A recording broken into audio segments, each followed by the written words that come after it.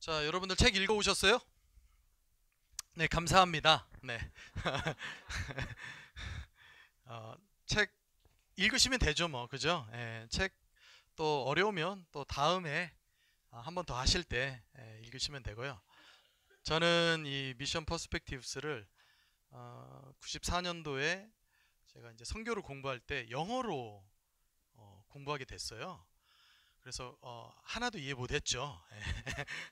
그리고 나서 나중에 이거 공부하면서 야, 이거는 대학원 때나 공부하면 좋겠다. 그런 생각을 그때 했습니다. 그리고 나서 좀 지내놓고 보니까 이거는 대학원 과정이 아니라 한 박사 과정 정도 되면 이해를 좀 더 할 수 있겠구나. 근데 제가 선교사역을 이제 잠깐 내려놓고 한국에 지금 들어온 거거든요. 그래서 예수전도단 섬기고 있는데 어떻게 하다 보니까 지금 서울신학대학교에서 성교학 박사과정을 하고 있어요. 이제 논문 쓰면 내년 2월에 이제 졸업할 계획인데 박사과정을 하면서 느낀 것은 박사 후에 하는 그 과정으로 이 MP를 놓으면 좋겠다. 좀 더 이해를 할 수 있겠다. 저도 지금 5층이 저희 선교본부 사무실입니다. 묵상하고 또 이 늘 강의하는 거지만 다시 한번 보고 또 생각해보고 하면서 내가 여기에서 이거하고 싸움할 게 아니라 가서 예배드리러 가자. 예배를 드리는 것이 더 많은 계시가 임할 것 같다라는 생각으로 시간 맞춰서 왔거든요. 저는 아까 우리 홍경수 간사님이 말씀해 주셨던 대로 23살에 인도에 갔어요. 제가 왜 그런 생각을 가졌는지 모르겠습니다. 근데 예수님을 인격적으로 만나면서 제 삶 가운데 내가 주님이 기뻐하는 일을 그러면 하면 좋겠다. 내 삶 가운데 주님께서 나를 창조하시고 나와 교제하시는 분이시고 나에게 말씀하시는 분이시라면 내가 우리 하나님과 동행하면서 선교사로 나가야 되겠다 생각을 하고 23살 때 다니던 대학을 자퇴하고 고졸의 나이로 고졸의 그 신분으로 평신도 선교사로 인도에 나가게 됐어요. 그리고 나서 나중에 한 1년 반 정도 있다가 제가 나가기 전에 한 자매에게 사랑 고백을 했거든요. 내가 곧 돌아오겠다. 너가 본 것처럼 내가 다시 올 것이다. 내가 오게 되면 우리는 혼인잔치를 할 것이다.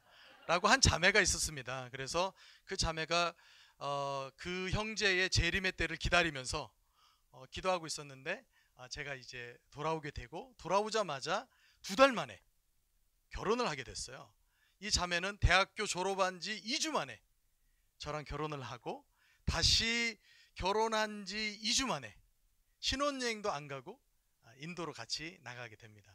그래서 한 인도에서 저희가 94년도부터 지내게 됐는데 저는 92년도부터 지내게 됐고요. 94년부터 지내게 됐는데 그때 이제 아이들을 낳기 시작했죠. 큰 아이를 저희가 열국이라고 지었습니다. 주님께서 너를 아브라함이라고 너를 사라라고 이렇게 저희 부부에게 말씀해 주시고 언약의 말씀 있잖아요. 창세기 12장 1절에서부터 3절까지 너는 본토 친척 아비집을 떠나 내가 너에게 지시할 땅으로 가라. 그래서 제가 아브라함이라는 그런 그 영적인 메시지를 받았기 때문에 아브라함이 그 열국의 아비잖아요. 그래서 그러면 나의 아들은 열국이 돼야 되겠다. 그래서 이제 아들을 열국이라고 짓고요. 딸은 열방이라고 지었습니다. 그래서 저희 집에 열국과 열방이 살고 있습니다. 여러분들 열국과 열방을 위해서 많이 기도해 주셨죠? 감사합니다. 예, 저희가 간접적으로 그 기도 때문에 이 자리에 있는 것 같습니다. 저는 이 선교에 대해서 이야기할 때요, 꼭 하고 싶은 얘기가 있어요. 여러분들 공부하셨는지는 모르겠지만 선교라는 뜻은요, 사역이라는 뜻이 아니에요. 해외에 나가서 우리가 불쌍한 영혼들을 구원하는 것이 선교가 아닙니다. 이것이 왜 중요하냐면 이것을 착각하는 순간에요, 저희는 선교지에 일하러 나가요. 선교지에 영혼을 구원하러 나갑니다. 그런데 선교의 원래 뜻은 미션이라고 영어로는 하지만 미시오라고 하는 라틴어에서 보내다 라는 뜻에서 나온 단어입니다. 그래서 선교는 보내다, 또 그것이 어떻게 수동태와 능동태로 쓰였느냐에 따라서 보내심을 받다, 보내심을 받은 사람은 선교사라고 이야기를 하고요. 그리고 보내신 분을 우리는 선교의 주체자라고 이야기를 합니다. 근데 여기에서 혼란이 생기면요, 전체 선교를 우리가 그림을 그릴 수가 없어요. 처음에는 제가 23살 때 나갔을 때는 선교를 열심히 하기 위해서 나간 거잖아요. 그래서 전도행도 가고 인도 안에서 물도 안 나오고 뭐 물을 잘 받아서 오면은 뭐 이런 그 흙탕물인 뭐 3분의 1 정도 이렇게 깔아앉는데 가서 내가 죽으면 죽으리라 뭐 가가지고 내가 불 가운데로 지나갈지라도 나를 해하지 못하고 또 그 물이 나를 삼키지 못하고 뭐 이런 뭐 기도하면서 가잖아요. 메마른 땅을 종일 걸어봐도 나 피곤치 아니하리. 한번 걸어보세요. 얼마나 피곤한지. 진짜 죽으면 죽으리다 하면요 죽어요. 그런 열심을 가지고 살았는데, 사역을 해봤는데 그게 아니라는 거예요. 나중에 중간쯤 가다가, 제가 25년 사역을 하고 지금 돌아온 거거든요. 중간쯤 가다가 보니까 아, 내가 놓친 게 있구나. 그게 뭐냐면 선교사를 부르신 선교의 주체자가 있는 거예요. 부르신 분이 계신 거예요. 선교를 우리가 어떻게 이해했냐면, 그동안에는 사역이라고 이야기했는데 그것이 아니라 하나님께서 당신의 목적을 가지고 당신과 함께하는 사람들을 세워서 보내신 것, 그리고 당신도 그 자리에 함께 계신 것으로 선교가 시작되고 선교가 이루어지고 마친다라는 거예요. 이해하십니까? 우리가 구약 성경의 첫 번째 선교사라고 부르는 사람이 있습니다. 누군지 아세요? 어제 안 배우셨나요? 지난주에? 구약의 첫 번째 선교사가 있습니다. 아브라함이에요. 우리가 왜 아브라함을 이야기를 하냐면, 아브라함 전까지는 하나님께서 직접 일하셨어요. 그죠? 자, 창세기 때 아담이 범죄하고 하나님께서 아담에게 무엇을 했냐면 가죽옷을 지어 입히셨어요. 그것은 하나님께서 아담에게 한 선교적 행위입니다. 내가 여인의 후손과 싸울 것이다. 원수가 될 것이다. 여인의 후손은 너의 머리를 상하게 할 것이다. 크러쉬 할 것이다. 밟을 것이다. 너는 여인의 후손의 다리만 상하게 할 것이다. 부분적으로 상하게 할 것이다. 이것이 첫 번째 복음이에요. 그래서 하나님이 선포하시고 하나님이 가죽옷을 입히시고 한 행동이죠. 그런데 이제 하나님께서 구원하기 위해서, 온 인류를 구원하기 위해서 세우신 분이 누구냐면, 세우신 사람이 누구냐면 아브라함이에요. 첫 번째 선교사라고 이야기를 할 수 있어요. 근데 이 첫 번째 선교사를 부를 때 너는 본토 친척 아비집을 떠나서 내가 너에게 지시할 땅으로 가라고 이야기를 한 겁니다. 그러면 하나님께서 아브라함에게 그 땅을 보여줬나요? 말씀하실 때 보여줬나요? 아니죠. 지시할 땅으로 가라 그랬잖아요. 그럼 아직 보여주지 않은 거예요. 그 말은 아브라함을 광야로 보냈다라는 겁니다. 왜 광야인 줄 아세요? 광야는요 길이 없어요. 그래서 우리가 살아가는데 길이 안 보이면 그것이 광야의 시기라고도 이야기를 합니다.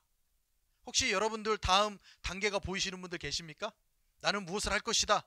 나는 지금 대학을 다니고 있으면 대학을 졸업하면 대학원을 갈 건지 취직을 할 건지 나는 분명히 알고 있다. 나는 직장을 하는데 나는 직장 생활 여기서 한 5년 하고 5년 뒤에 다른 직장으로 옮겨갈 것이다. 나는 7년 후에 결혼할 것이다. 정확히 알고 계시는 분 계세요? 그런 분도 계시겠죠. 뭐 그죠? 근데 우리가 다음 길이 안 보이면 광야에 있는 거예요. 그런데 하나님께서는 당신의 선교사들, 이렇게 보내는 자들을 광야로 보냈어요. 왜? 그 안에서 길을 찾으라고. 그 안에서 길이신 하나님을 찾으라고. 내가 곧 길이요 진리요 생명이라고 말씀하신 예수님을 찾으라고 말하는 거예요. 우리는 하나님 길 보여주세요 이렇게 이야기하잖아요. 다음 단계 보여주세요 이야기하잖아요. 그런데 하나님께서는 내가 길이래요. 나하고 함께 있으래요. 광야로 나가보니까 아, 여기에 길이 없네. 나는 하나님께 부르심 받아서 다음 단계 보여주시고 그 다음 단계 보여주시고 다 하나님께서 짜자잔 능력 주시고 선교 짜자잔 할 줄 알았는데 딱 23살에 나가보니까 아무것도 안 보이는 거예요. 후원도 없지. 그리고 어떤 교회에서는 그거 예수전도단 뭐 2단 아니야? 그때 당시는 그랬어요. 평신도가 사역을 해? 그때 당시는 그랬어요. 젊은 사람이 어떻게 선교사가 돼? 신학교 졸업도 안 했는데 어떻게 선교사가 돼? 그때는 그랬어요. 지금도 그럴 수도 있어요. 제가 선교사로 나갈 수 있습니까?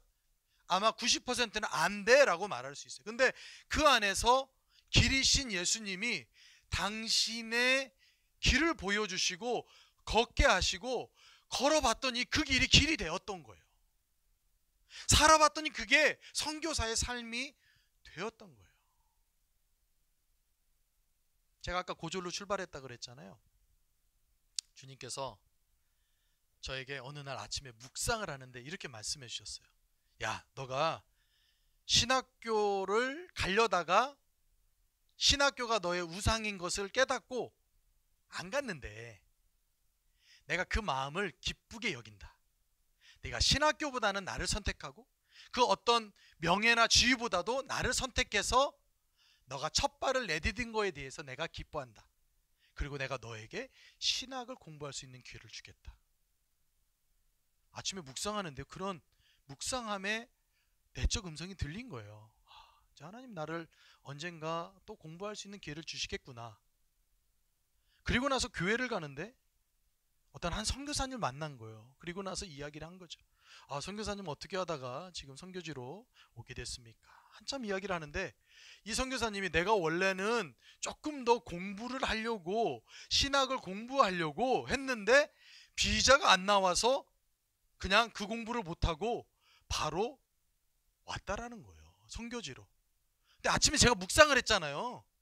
하나님께서 신학교를 알려주겠다라고 한 거잖아요. 공부를 시켜주시겠다라고 한 거잖아요. 제가 물어봤죠. 선교사님, 그 신학교가 어디 있습니까? 어떤 학교입니까? 그랬더니 네덜란드에 있는 코너스톤이라고 하는 학교라는 거예요. 그러세요? 저에게 혹시 주소하고 전화번호 주실 수 있으세요? 네, 저에게 주셨어요. 제가 연락을 했죠. 제가 그 학교에 첫 번째로 간 한국 사람입니다. 근데 나중에 알고 보니까 그 학교가요 웩 학교였어요. 아세요? 웩? 모르세요? WEC 웩 성교회 안 들어보셨어요? 들어봤죠? 웩 성교회가 한국에 세워지기 전에 제가 그 신학교를 간 거예요. 한국 사람으로서는 처음으로. 물론 호주에는 한국 사람이 간 사람들이 있어요. 웩 신학교가 또 있는데 한 번도 안 가본 길을 걸어간 거죠. 그리고 나서 3년 후에 한국에 웩 선교회가 생기면서 선교단체가 생기면서 이제는 웩 선교사들만 그 학교를 가게 되었습니다. 독점하기 시작했어요. 안 가본 길 걸어간 거잖아요. 그리고 나서 다시 인도로 돌아와서 사역하고 또 DTS 책임도 맡고 하는데 하나님께서 또 기회를 주시겠다라는 거예요. 너가 이제 또 사역을 하니까 내가 너에게 목사 한 수를 받게 해주겠다라는 거예요.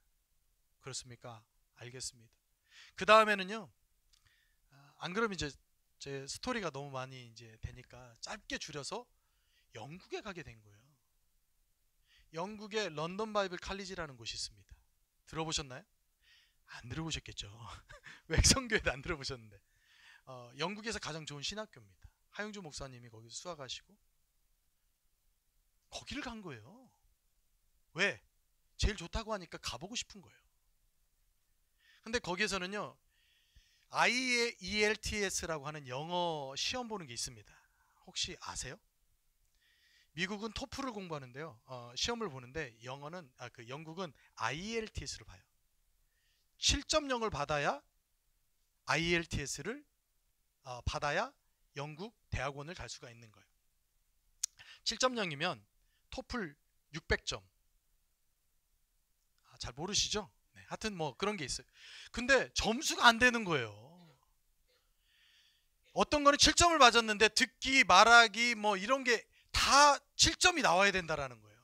근데 희한하게 어떤 것만 6.5 나오고 어떤 거는 6점 나오고 지금 가야 되는데 갈 듯 말 듯 이 신학교가 내 거 같은데 내 거 아닌 내 거 같은 그런 어떤 미묘한 관계 안에서 내가 여기에서 포기하면 안 되겠다. 내가 다른 신학교도 찾아볼 수 있는데 하나님께서 가라고 하는데 가면 좋지. 내가 안 되면 내가 이번에 안 가. 하지만 나는 거기 갈 거야. 하나님 말씀하신 데 갈 거야. 근데 나중에는요, 교수가 어떻게 해가지고 야 그거 7점으로 인정을 해줬어요. 겸손한 입학을 받은 겁니다. 왜냐하면 그 전수는 여기가 77 나왔는데 그 다음 점수는 여기가 77 나온 거예요. 이해되세요? 여기가 6.5, 6.5가 나오고 여기 봤을 때는 여기가 적게 나오고, 그래서 그래도 다 77 나왔으니까 받아주자 하고 간 거예요. 가서 영국 가서 공부했죠. 아침부터 저녁까지 도서관에서 공부하는데요, 야 미칠 것 같은 거예요. 왜? 영어로 공부하잖아요. 그죠? 9시부터 밤 9시까지 공부하는 거예요. 도서관에서. 제가 결정했습니다. 하루에 딱 2번만 화장실 간다. 아침에 한 번, 오후에 한 번. 어떤 때는요, 수업이 없는 날은 샌드위치를 사와서요, 점심에 책을 보면서 샌드위치를 먹어요. 그렇게 공부해야 되니까. 근데도 9시가 딱 되면은 집에 갈 때요, 마음이 공허해요. 내가 무엇을 공부했나? 오늘 하루 종일 읽은 책은 무슨 책이지? 그런 어떤 공허함을 가지고 집에 오는 거예요. 제가 그때 가장 많이 불렀던 찬양이 그겁니다. 주님여 내 손을 꼭 잡고 가소서. 약하고 피곤한 이 몸 폭풍우 흑암 속 해치사 빛으로 손잡고 날 인도하소서. 제 음을 조금 높게 잡았네요. 힘들잖아요. 영국 친구들하고 공부를 같이 해야 되는데 아무리 공부해도 공부한 것 같지 않고 정리가 안 되는 거예요. 책을 몇 권씩 보는데도 정리가 안 되는 거예요. 근데 참 감사하게 제가 2등으로 졸업을 했습니다. 이게 저를 겸손하게 만든 거예요. 1등이 아니라 2등으로 졸업한 거죠. 2등으로 졸업하고 우리 교수님은 너 박사과정 할래? 그 말은 장학금 주겠다는 얘기예요. 근데 기도하는데 하나님께서 너의 시간은 끝났다라는 거예요. 너의 시간은 끝났으니까 이제 다시 인도로 돌아가라. 그래서 인도에 돌아왔어요. 그리고 나서 개척을 나갔습니다.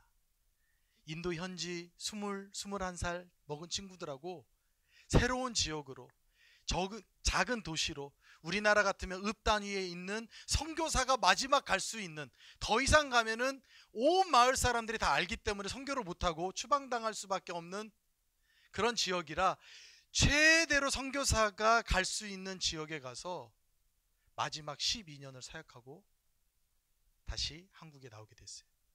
지난 12년 동안에요, 하나님께서 사람들을 세웠는데 처음에 20대 초반에 있는 사역자들, 이제 뭐 DTS 끝나고 우리가 DTS 학생들 이제 졸업할 거니까 이 친구들 데리고 나가게 개척하게 해달라고 하니까요, 인도 YM에서는요 DTS 학생들은 아직 태어나지 않은 아이와 같대요. 그래서 간사로 쳐줄 수가 없다라는 거예요. 최소한 간사 2이 있어야 개척을 할 수 있었거든요. 그래서 이 친구들 데리고 개척을 나가서 좌충우돌, 이제 2사람 3사람 DTS 처음 시작하고 뭐 집 구하러 다니고 뭐 간신히 어떤 친구는 막 왔다가 마약하고 쫓겨나고 뭐 이런 별의별 일이 있으면서 지난 12년의 시간을 마치고 현지 간사들이 70명, 10개의 사역, 장애인 학교 3군데, 유치원 3군데, 교회 개척 3군데, 계속 어떻게 3군데만 하게 됐네요. 그러면서 하나님께서 이거 네가 세운 사역 아니다. 너는 이제 다시 한국으로 돌아가라. 그래서 온 거예요. 제가 이 이야기를 왜 이렇게 이야기를 하냐면, 선교는 우리가 가겠다 하고 간 것이 아니었더라는 거예요. 그때는 광야 같았어요. 길이 안 보였어요. 내가 뭘 하지? 내가 어떻게 살지? 지금 나오긴 나왔는데 나는 아무것도 없는 것 같은 거예요. 길이 안 보이는 거예요. 나는 결혼 어떻게 하지? 나는 후원 어떻게 얻지? 10만 원도 안 됐어요. 한 분도, 한 사람도 저를 후원한 사람이 없었어요. 아무것도 안 보이고 갈 곳이 안 보이니까 하나님을 의지할 수밖에 없는 거예요. 그러다가 선교를 시작하신 분이 누구지? 알게 된 거죠. 아, 이분이 나를 보내셨구나. 내가 선교하는 게 아니었네. 하나님께서 선교하시는 분이시네. 하나님께서 나를 보내신 분이시네. 그리고 당신이 나와 함께 선교하시는 분이시네. 지난 시간을 25년의 시간을 마치고 돌아와 보니까 아, 하나님께서 내 삶 가운데 선교하셨구나. 나를 세우셨구나. 나와 함께 하셨구나. 하나님의 영광을 나에게 보여주셨구나. 그리고 나서 그 영광을 우리가 겸손하게 따라갈 수 있도록 확증시켜 주셨구나. 나는 아무것도 아니라고 말씀해 주셨구나. 저희 사역 안에요, 마이소르에 있었는데 사역 안에 부흥이 일어난 때가 있었습니다. 언제 부흥이 일어난 줄 아세요? 그때 제가 추방을 당했어요. 인도에서 이제 막 장애인학교 시작하고 간사들 한 20명 모여서 야, 이제 조금 살만난다, 이제 좀 사역할 만하다 라고 할 때 제가 인도에서 한 5년 정도 비자를 받으려고 인도 현지 학교에 박사과정을 신청을 했는데 그것을 조사하러 온 사람이 제가 공부하러 온 사람이 아니라 선교사라는 것을 알게 된 거예요. 중앙정부에서 나왔는데 이 사람은 공부하러 온 학생이 아니라 선교로 사러 왔으니까 빨리 추방해라. 2주 안에 추방해라. 그래서 제가 추방당했어요. 추방당했는데 제 손에 있는 모든 피부 이게 벗겨진 거예요. 살갗이 벗겨진 거예요. 왜? 극도의 스트레스를 받으니까. 발 살갗이 다 벗겨졌어요. 대인기피증에 걸리고 교회 가기 싫고 나를 아는 목사님들 만나고 싶지 않고. 왜? 목사님 물어보는 거예요. 언제 들어가냐? 다시 들어갈 수 있냐? 너 이제 추방당했는데 어떻게 하냐? 가족들은 추방이 안 당했어요. 저만 추방을 당했어요. 한국에 있으면서 굉장히 어려운 시간을 보냈죠. 한 석 달을 있었는데 그러면서 하나님께서 저에게 지혜를 주셨어요. 그거는 이제 1급 비밀이라서 여러분들에게 말씀을 못 드리고 다시 인도에 들어갈 수 있는 제 신분을 바꿔서 갈 수 있는 그런 일이 있었습니다. 귀 있는 자는 들을지어다. 그죠? 이해 안 되시죠? 예. 제 신분 어떻게든 바꿨어요. 그래서 그 사람들이 제 여권을 봐도 저인 줄을 모르는, 무슨 얘기인지 아시죠? 예. 모르시면 그냥 모르시는 대로 가지고 있으면 됩니다. 하여튼 들어갔어요. 그러고 나서 저의 생각이 바뀐 거예요. 어떻게 바뀌었냐면 나는 언제든지 하나님께서 툭 치면 날아갈 수밖에 없는 사람이구나. 인도에 있을 수도 없는 사람이구나. 사역지에 있을 수도 없는 사람이구나. 내가 선교하는 사람이 아니구나. 하나님께서 선교할 수 있도록 나는 옆에서 보조하고 하나님이 일하시는 것 안에서 함께 동참하는 사람이구나. 하나님이 일하시도록 나는 그리고 하나님께서 인도하시는 그 길을 가야지 라고 생각을 바꿨는데요. 그 다음부터 사역이 성장하는 거예요. 그 다음부터 하나님께서 사람을 모아주시는 거예요. 저는 더 이상 그 베이스의 리더가 아니다 라는 마음을 가지고 사역하니까 더 사역이 잘 되는 거예요. 사역이 부흥되는 거예요. 그리고 나서 제가 이제 선포를 했죠. 나 이제 4년 후면 지부장 자리, 대표 자리 내려놓는다. 그리고 이제 이 지역을 떠난다. 처음에는 아쉬워하죠. 아닙니다. 더 있어야 됩니다. 그런데 한 4년 지나니까요. 한 70명으로 세워지면서 내가 더 이상 설교시키지 마라. 물론 이렇게 돌아가면서 한 번씩 하는 설교는 괜찮아요. 근데 저만 설교시키지 마라. 저만 대표기도 시키지 마라. 그랬더니 진짜 안 시키는 거예요. 설교도 안 시키고 대표기도도 안 시키고. 엄청 서운했죠. 저도. 내가 필요 없구나. 진짜 필요가 없었어요. 그래서 나올 수 있었고 지금도 인도에 1년에 한 번씩 가는데요. 필요가 없어요.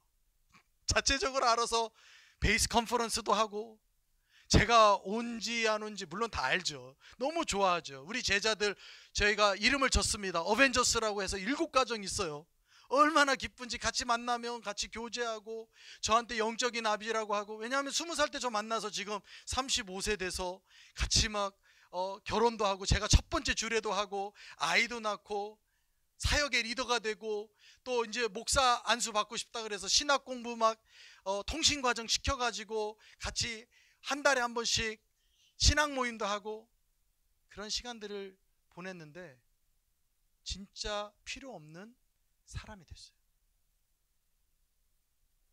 함께 교제하고 멘토고 영적인 아버지로만 남지 사역 안에서는 하나님께서 그 베이스도 책임지시고 인도하시는 그런 팀이 된 거예요. 처음에는 이 친구들이 안 된다, 못 간다 저한테 그랬어요. 그래서 제가 아니다, 나는 간다. 내가 아버지께로 가는 게 너희들한테 좋다. 내가 한국에 가야 너희들한테 좋다. 하지만 너희를 돌보는 성령님이 계시다. 제가 이야기를 했죠. 더 이상 나를 아비라고 부르지 마라. 나는 너희들의 주인이 아니다. 나는 너희들의 친구다. 제가 나중에 알았어요. 이 예수님 왜 이런 말씀 하셨는지, 제자들에게 이런 말씀 하셨는지. 그래서 친구로 다 남아있는 거예요. 와서 사역할 수 있는 거예요. 제가 여러분들에게 이 선교 강의를 하기 전에 도전하고 싶은 게 있는데요. 그게 뭐냐면 우리의 삶의 길을 인도하시는 분은 하나님이시라는 거예요. 여러분들의 삶이 어떻게 바뀔지 아무도 모릅니다. 여러분들의 삶 가운데 어떤 일이 일어날지 아무도 몰라요. 아까 선교하시겠다고 하신 분들 몇 분 손 들었죠? 정말 선교지에 갈지 안 갈지 몰라요. 손 안 드신 분 계시죠? 정말 갈지 안 갈지 몰라요. 우리가 여기서 살고 싶다고 살 수 있는 게 아니에요. 근데 하나님은요, 여기에 살던 선교지에 가던 상관없이 일단은 광야로 한 번씩 던집니다. 방향성을 잃어버릴 때 여러분들 할렐루야예요. 축복입니다. 특권이에요. 그때 비로소 우리가 하늘을 보기 시작하고, 하늘 보면요 별자리가 보여요. 그 길이 보이는 거예요. 우리 하나님이 보이기 시작하는 거예요. 그래서 따라갈 수 있는 거예요. 그리고 나서 뒤를 돌아보니까 내가 지난 10년을 이렇게 걸어왔네.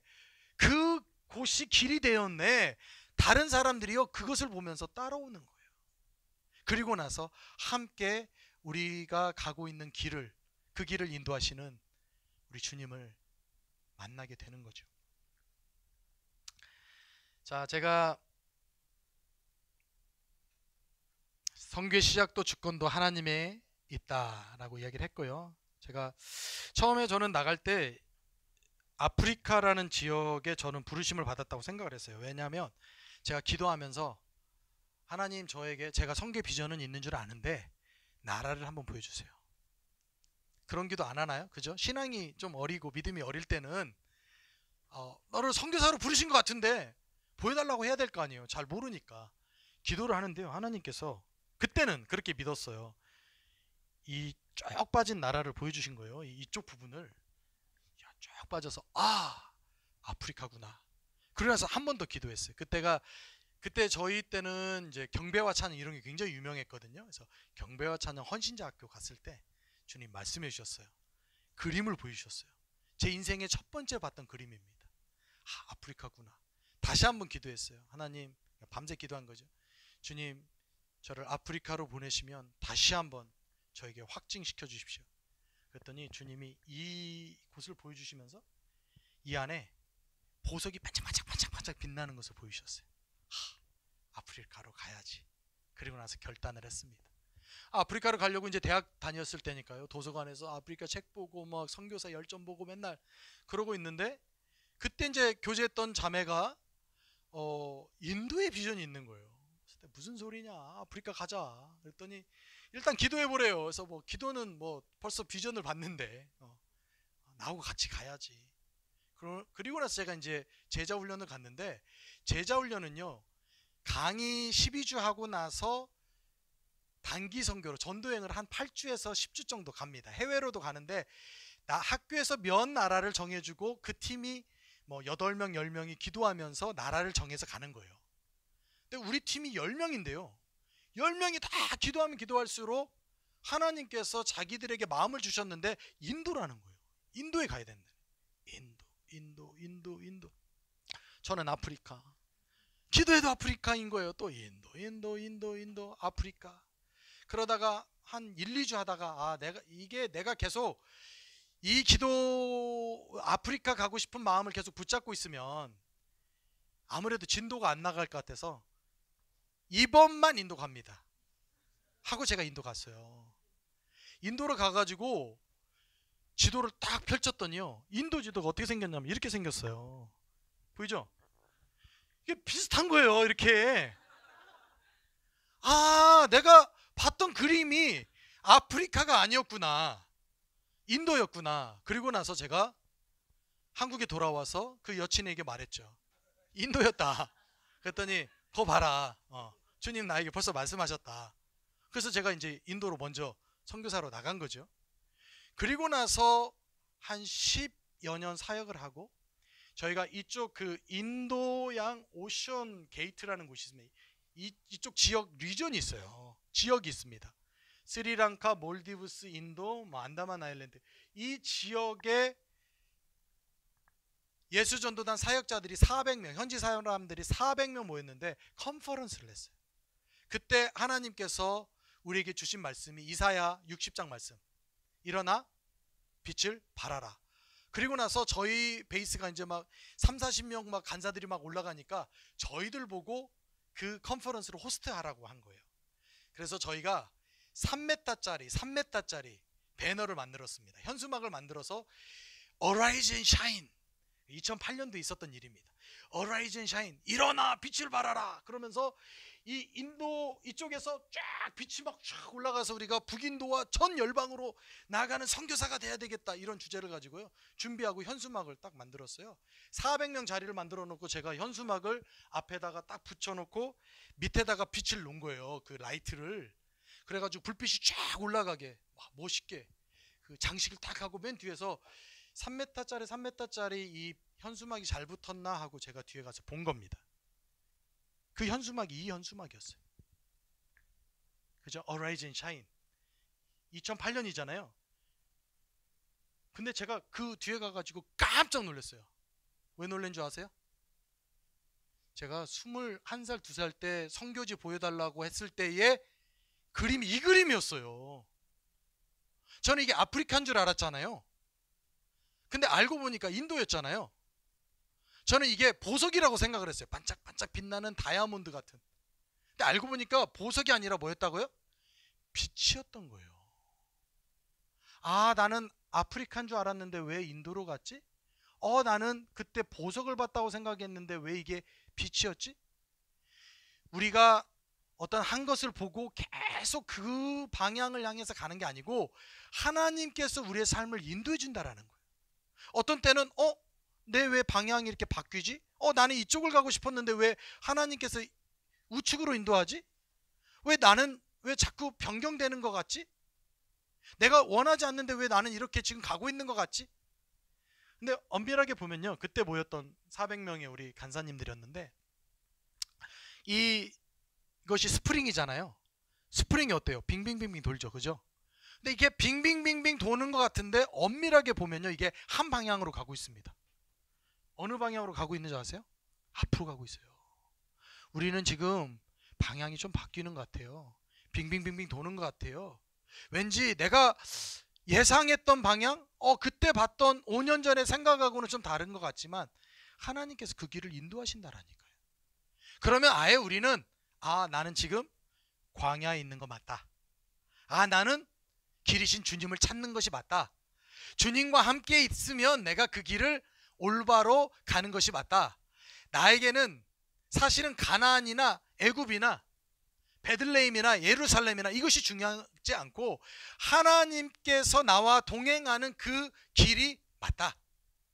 내가 주님이 가시면 나도 가는 게 맞다. 주님이 멈추시면 나도 멈추는 게 맞다. 그게 맞은 거예요. 그렇게 가는 거예요. 이것이 선교가 가지고 있는 올바른 단어입니다. 뜻입니다. 아브라함도 그랬죠. 모세도 광야로 나갔어요. 바울도 광야로 나갔어요. 실제적으로 물리적인 광야로도 나갔지만 영적인 광야로도 나갔어요. 저는 지금 현재 한국에 와 있지만 인생의 광야 시간을 보내고 있어요. 이 얘기하면 또 길어지니까 그런 분들 많아요. 여기도 인생의 광야가 짧게 설명하면 우리가 회심의 단계가 있어요. 이게 인생의 타임라인이거든요. 회심의 단계. 회심하셨죠? 그죠?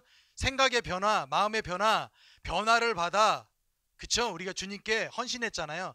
회심의 단계가 있고 제자의 단계가 있어요. 여러분들 제자이십니까? 예수님의 제자? 그죠? 훈련받고 계시죠? 이런 제자의 단계가 좀 지나가면 사역의 단계로 넘어가요. 전임 사역자든 아니면 내가 교회에서 집사든 청년이든 상관없이 은사들을 경험하는 시간이 있어요. 그 다음에 어떤 단계가 오는 줄 아세요? 주님을 만나는 단계여야 되는데 주님의 영광에 들어가는 단계가 아니라 광야로 들어갑니다.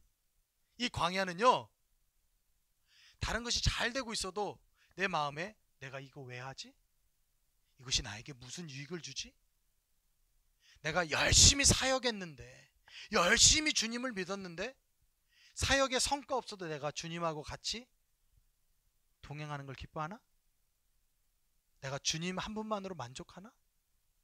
나는 주님 앞에서 계속적으로 초심을 잃지 않고 살아갈 수 있나? 이 광야의 시간이라는 거예요. 그 다음에 이제 마지막이 기름 부으심. 영적으로 한두 가지 안에 하나님께서 마지막의 시간을 달릴 수 있도록 우리에게 영적 기름 부으심의 단계가 있는데 광야라는 게 있다라는 겁니다. 그 광야에서 주님을 만나는 거예요.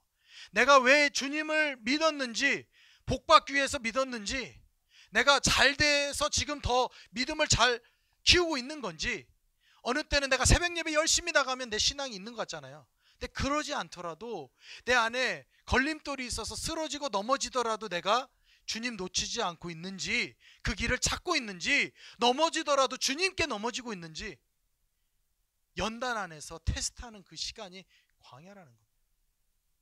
저 사역 너무 즐겁고 기뻐요. 너무 좋아요. 한국에서의 시간이 얼마나 좋은지 모르시죠?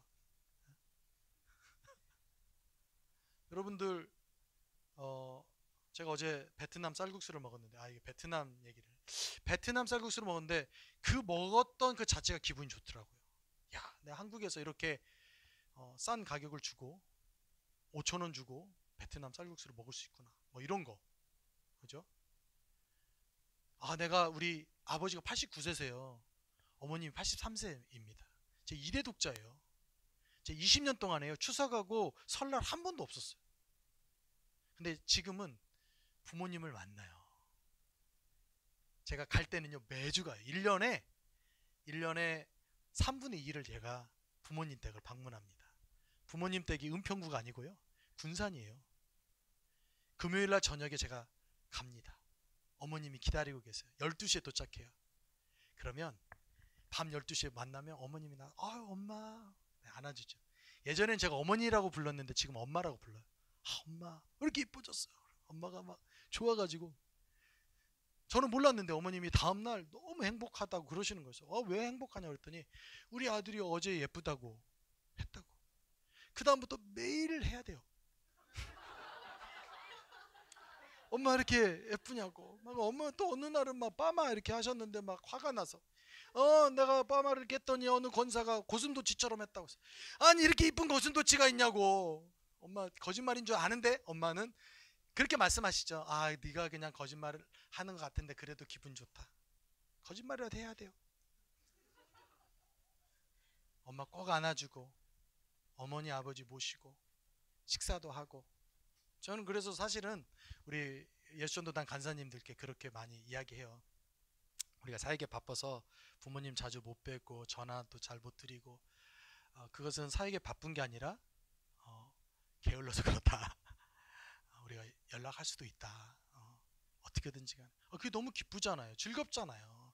한국의 시간이 너무 즐겁잖아요. 근데 한국의 시간이 저는 너무 좋다고 생각을 하는데요, 인도에 있을 때도 한국 음식이 한 번도 생각나지 않았어요. 믿으세요? 믿겨지세요? 인도에서 20년 넘게 살았는데 한 번도 한국 음식을 생각하지 않았다니까요. 왜? 인도가 너무 좋았어요. 인도에 얼마나 맛있는 카레가 있다고요. 탄도리 치킨, 난, 달 무슨 달이라는 음식이 있어요. 근데 한국에 왔는데요, 한 번도 인도 음식이 생각이 안 나는 거예요. 이렇게 좋은 거 놔두고 왜 인도 음식 생각이? 인도 가면 또 생각 안 나겠죠. 주님 부르신 곳이 우리가 있을 곳이에요. 그 안에 선교가 있어요. 주님께서 우리 안에 선교하고 계세요. 이거 하지 않으면, 여기에서 결단하지 않고 결정하지 않으면요, 우리가 밖에 나가서 선교한다고 하는 게 아무런 쓸모가 없는 거예요. 지치고 쓰러지고 광야 안에서 길 못 찾고 헤매다가 넘어지는 거예요. 그런데 그 안에서 주님 만나면요, 즐거움이 있는 거죠. 해볼 만한 거죠. 넘어지더라도 일으켜 세워주는 주님이 계시니까 해볼 만한 거예요. 아멘이죠. 여기서부터 이제 선교를 시작을 합니다. 달리는 거예요. 갈 수 있는 거예요. 자, 여러분들이 아까 말씀하셨던 대로 안 읽어보셨겠지만 이 삶과의 핵심 단어는 소망이라고 하는 겁니다. 하나님은 우리 삶이 담대한 소망의 행위가 되도록 하셨습니다. 소망을 갖는다는 것은 단지 개인이 처한 환경이 나아지기를 바라는 것이 아니다. 크건 작건 모든 것이 그리스도의 영광으로 압도되고 가득 차기를 기대하는 것이다. 따라서 참된 소망을 가지면 전 세계에 그리스도의 영광이 가득하게 되고 악에게 완전한 승리를 거두고자 애쓰게 된다. 근데 저도 읽으면 읽을수록 이 말이 무슨 말인지를 잘 모르겠어요. 쉽게 설명하면 소망이라고 하는 하나님께서 장차 미래에 두신 그 그림을 보기 시작하면 우리 안에 소망이 생긴다라는 거예요. 우리가 달려갈 수 있는 척도가 생긴다라는 거예요. 근데 이 소망은 무엇이냐? 하나님의 영광이라고 하는 것이에요. 그것이 우리 안에 참된 소망이 되고 그 소망 때문에 우리가 달려갈 수 있는 힘이 생긴다라는 거예요. 내가 언젠가는 만날 수 있다. 내가 언젠가는 그 안에서 하나님과 함께 동행할 수 있다. 그 임재 가운데 들어갈 수 있다라는 생각과 믿음 때문에 우리가 이 고난을 견딜 수 있는 것처럼 그 영광으로 인하여서 우리가 소망이 있다면 이 길을 갈 수 있다라는 거죠. 우리 예수님께서는 요한복음 17장 4절 5절 말씀에 이렇게 말씀하셨어요. 아버지께서 내게 하라고 주신 일을 내가 이루어 아버지를 이 세상에서 영화롭게 하였사오니 아버지여, 창세전에 내가 아버지와 함께 가졌던 영화로서 지금도 아버지와 함께 나를 영화롭게 하옵소서. 당신이 창세전에 영화로웠던 것처럼 내가 아버지께서 나에게 주신 일을, 그죠? 이거는 그냥 단순한 작은 일들이 아니에요. 권세인 거예요. 하라고 맡긴 한 가지 일이 아니라 우리에게 주신 권세인 거예요. 그래서 선교할 때, 우리가 사역할 때, 선교를 생각할 때 하나님께서 우리에게 뭐라고 지금 말씀하고 계시는지, 주신 것이 무엇인지, 싸울 영적 전쟁이 무엇인지를 보고 달려가는 거예요. 그죠? 그러면 싸울만 해요. 이게 내가 하나님께서 나에게 주신, 지금 이 시간에 이 장소에 주신 싸움이다. 하나님께서 도전하시는 일이다. 말씀이다. 그것이 확인되면요, 우리가 태도가 달라집니다. 그런데 이게 모르는데 뭔가를 싸워야 되겠고 막 뭔가 해야 되겠고 하니까 잘못해서 실제적인 것과 싸우지 못하고 싸우지 말아야 될 것과 싸우는 거예요. 그 말은 뭐냐면 사람하고 싸우는 거죠. 남편하고 싸우고 부인하고 싸우고 자녀들하고 싸우고 공부하고 싸우고, 그죠? 근데 하나님께서 우리에게 하라고 주신 일을 예수님이 이루셨던 것처럼 우리도 하나님의 음성을 들으면서 그 길을 가기 시작한다면 하나님께서 영화를 받으실 뿐만 아니라, 영광을 받으실 뿐만 아니라 우리도 그 영광에 동참케 하신다라는 겁니다.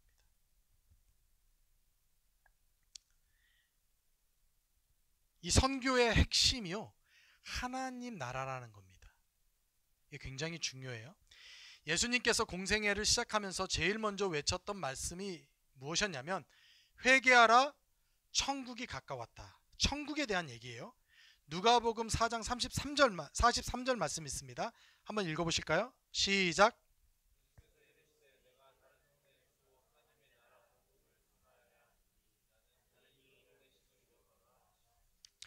예수님이 보내심을 받은 이유가요, 하나님 나라 복음을 전하기 위해서 보내심을 받았다라는 거예요.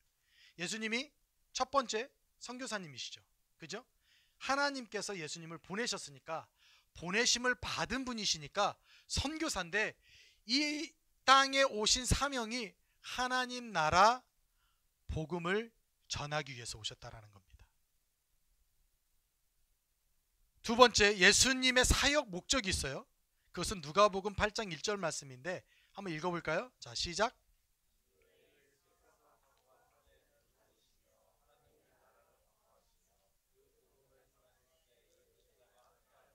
아멘. 하나님 나라를 반포하셨대요. 이 단어가 계속적으로 반복해서 나오는 거예요. 당신께서 이 땅에 오신 이유도 그렇고 사역의 목적도 하나님 나라라는 겁니다.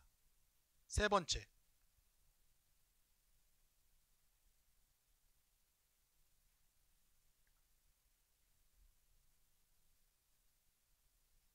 자, 12제자를 파송한 목적도 있어요. 예수님의 사역 가운데 12제자를 파송한 목적. 누가복음 9장 한번 읽어볼까요? 자, 시작.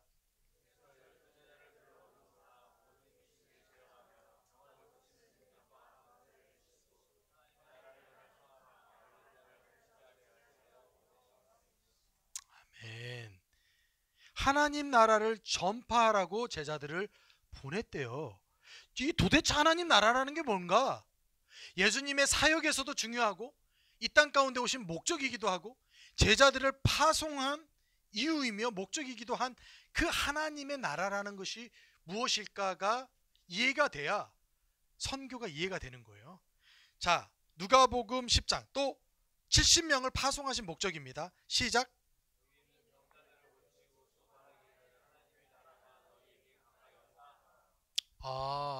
위에 보니까요, 하나님의 나라를 전파하며, 그래서 우리가 구두로 하나님 나라가 임했습니다, 회개하라 천국이 가까웠다, 이렇게 말하는 것만이 하나님 나라를 전파하는 게 아니고 병자들을 고치고 또 말하기를 하나님 나라가 너희에게 가까이 왔다. 병자를 고치는 것도 지금 하나님의 나라가 가까이 온 증거 중에 하나구나 라고 우리가 유추해 볼 수 있는 거죠. 그죠?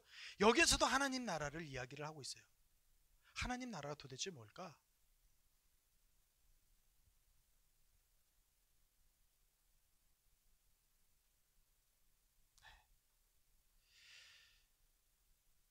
우리가 잘 아는 주기도문이 있죠. 그죠?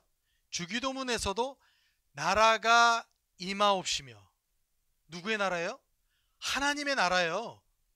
제자들에게 기도를 가르쳐 달라고 제자들이 예수님에게 요구했는데 예수님께서 나라가 임하옵시며 하늘에서 이룬 것 같이 땅에서도 이루어지리라. 하나님의 뜻과 나라가 지금 어떻게 보면 함께 같은 것으로 이해가 되는 것이죠. 부활하신 후에 예수님께서 사도행전 1장 3절 말씀에 이렇게 말씀하셨어요. 한번 읽어보실래요? 시작. 해 받으신 후에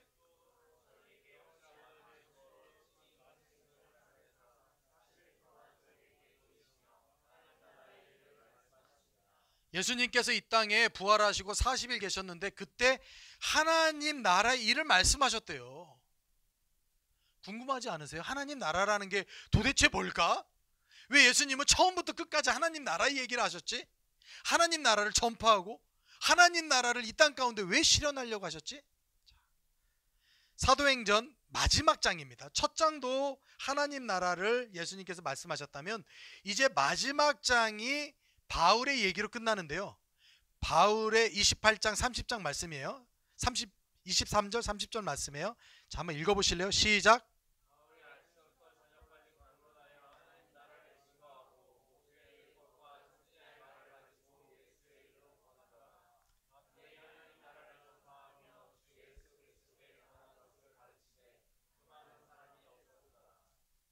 지금 바울이요, 가택에 연금돼 있습니다.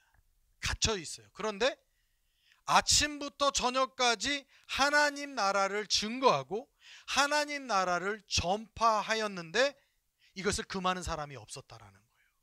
바울이 자기 마지막 날이 가까우는 것을 알면서도 그가 중심적으로 핵심적으로 했던 것은 뭐냐면 하나님 나라를 전파하는 거였어요. 자, 예수님의 사역의 목적, 이 땅 가운데 오신 목적, 제자들을 파송한 목적, 바울 이 땅 가운데서 40일 마지막 부활하시고 나서 40일 머물렀는데 강조했던 그 이유, 그 주제, 그것이 뭐라고요? 하나님 나라라는 거예요. 그럼 하나님 나라는 도대체 뭘까?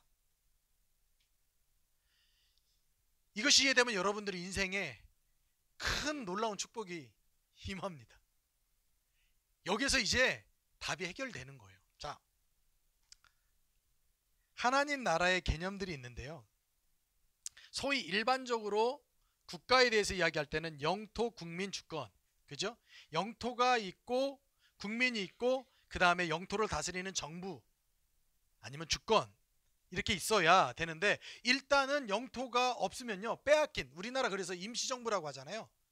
그러니까 나라가 구성이 됐네 안 됐네 지금까지도 논란이 많잖아요. 그죠? 근데 왜? 영토가 없기 때문에 그러는 거예요. 그래서 일반적인 개념 안에서는 영토가 중요합니다. 안 그러면 우리가 지금 여기에 계시는 40~50명이 모여서 우리 나라를 세우자, 그렇죠? 국민 계시잖아요. 자, 누가 리더 될 사람? 그래, 대통령으로 만들었어. 가능할까요? 안 되죠. 왜? 영토가 없으니까. 아, 그러면 뭐 우리가 요만큼 땅 50평 사가지고 그게 우리 땅이라고 말할 수 있어요? 아니잖아요. 그러니까 영토가 중요한데, 성경적인 개념에서는 이 주권이 중요합니다. 누가 다스리고 있느냐. 주권이 국민과 영토 위에 있는 거예요. 그것을 나라라고 이야기를 하는 거예요. 자, 그러면 시편 103편 19절, 여호와께서 그의 보좌를 하늘에 세우시고 그의 왕권으로 만유를 다스리시는도다. 여기서 이야기할 때요, 하나님의 나라로, 킹덤으로 다스린대요. 하나님의 나라를 이 성경, 구약 성경 시편에서는 하나님의 나라가, 킹덤이, 왕권이 다스리고 있는데, 그 다스리는 것은 킹 도미니언, 통치하는 거에 대한 얘기를 하고 있는 거예요. 나라라는 것은 통치다. 하나님의 나라라고 하는 것은 하나님의 통치를 이야기하고 계시는 거다. 그것이 이해가 되죠? 시편 145편 13절 말씀 한번 같이 한번 읽어볼까요? 자, 시작.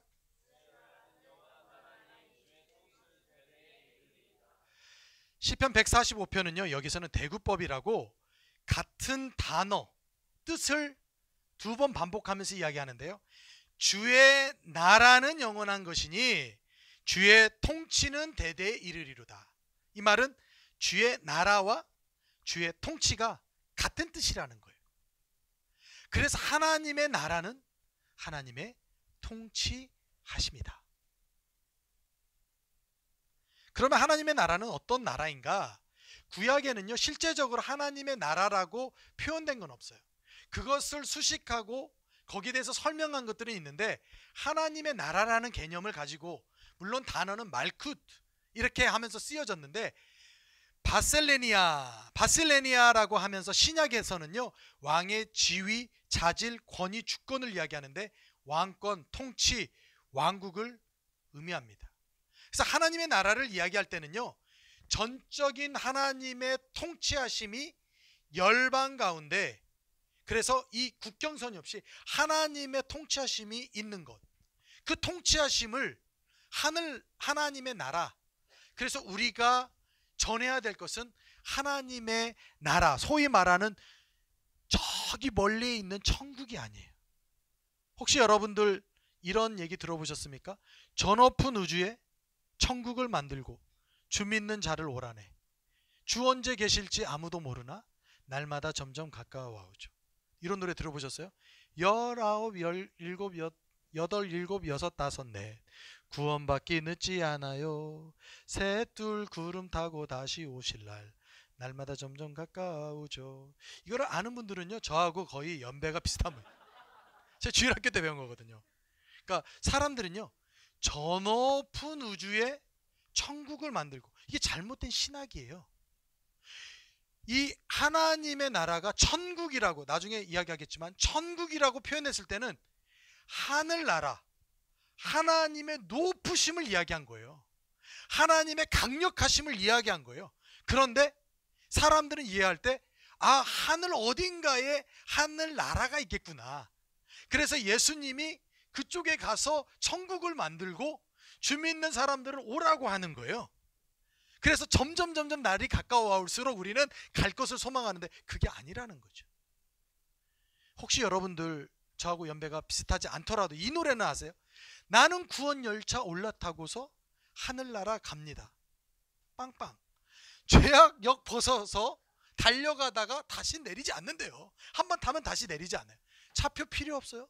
주님 차장 되시니 나는 염려 없어요. 한 번 더 빵빵이죠. 그죠?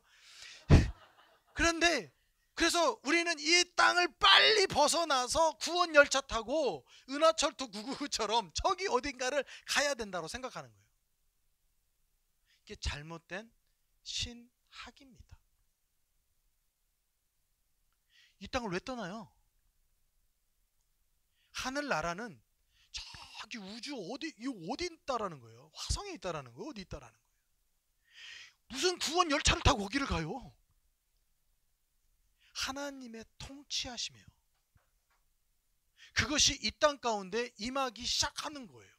예수님께서 이 땅에 오셨을 때 천국이 임했다라고 이야기를 하는 겁니다. 하나님의 나라가 임했다라는 거예요. 하나님의 강력한 통치하심이 임했다라는 거예요. 그럼 여러분들이 지금 천국에 살고 계십니까? 그것을 경험하기 시작해야 되는 거죠. 하나님의 통치하심을 경험하기 시작해야 내가 하나님 나라에 지금부터 살고 있다라고 생각하는 거예요. 그 나라가 지금도 임했고 장차 오실 그 나라, 그 나라는 휴식시간 이후에 계속 가도록 하겠습니다.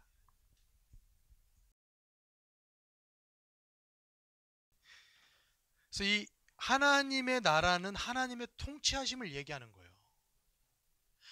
그럼 예수님께서 이 땅 가운데 오신 목적이 무엇이었을까요? 하나님의 통치하심을 가지고 오신 거죠. 하나님께서 하늘나라에서도 통치하셨겠죠. 그죠?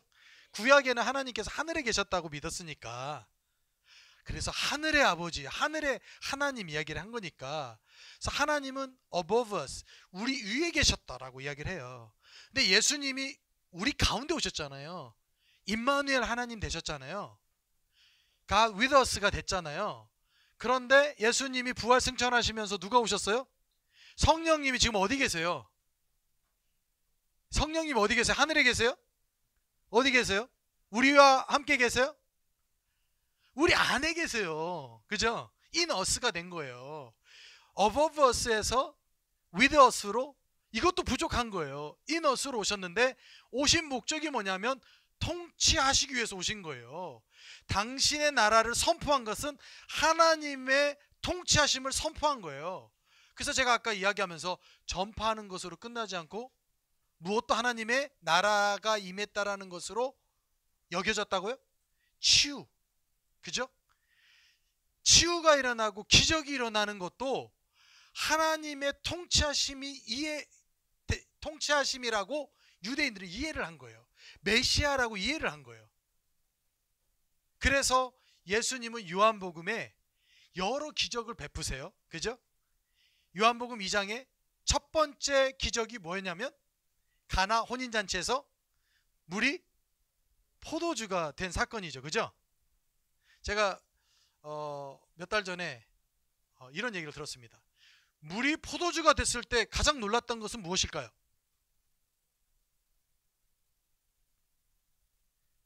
마리아? 가장 놀랐을까요?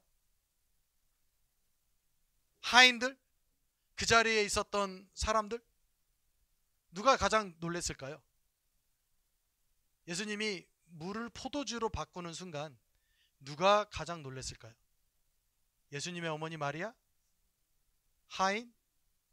그 자리에 있었던 사람들? 근데 그 목사님은 뭐라고 말씀하시냐면 물이 가장 놀랐대요. 갑자기 자기가 변한 거니까. 자기는 물 받게 되지 않았는데 물두멍 안에 있었던 물이었거든요. 그러니까 이제 사람들이 가면서 손을 씻기 위해서, 유대인의 예를 지키기 위해서 손을 씻기 위해서 대충 포물인데 갑자기 극상품 포도주가 된 거니까 얼마나 놀랐겠어요. 그죠? 우리도 그렇잖아요. 별거 아닌데 갑자기 이렇게 변화되는 거잖아요. 그죠? 우리가 놀라는 거지. 이렇게 변해될 줄 알았어? 몰랐죠. 그죠? 근데 그때 예수님이 첫 번째 하신 기적이라고 이야기하지 않고 성경을 다시 보면요, 표적이라고 이야기를 합니다. 표적은 미라클이 아니에요. 미라클러스 사인이라고 합니다. 기적 같은 사인이에요. 심볼이에요. 방향을 가리키고 있는 거예요. 누구를 향해서?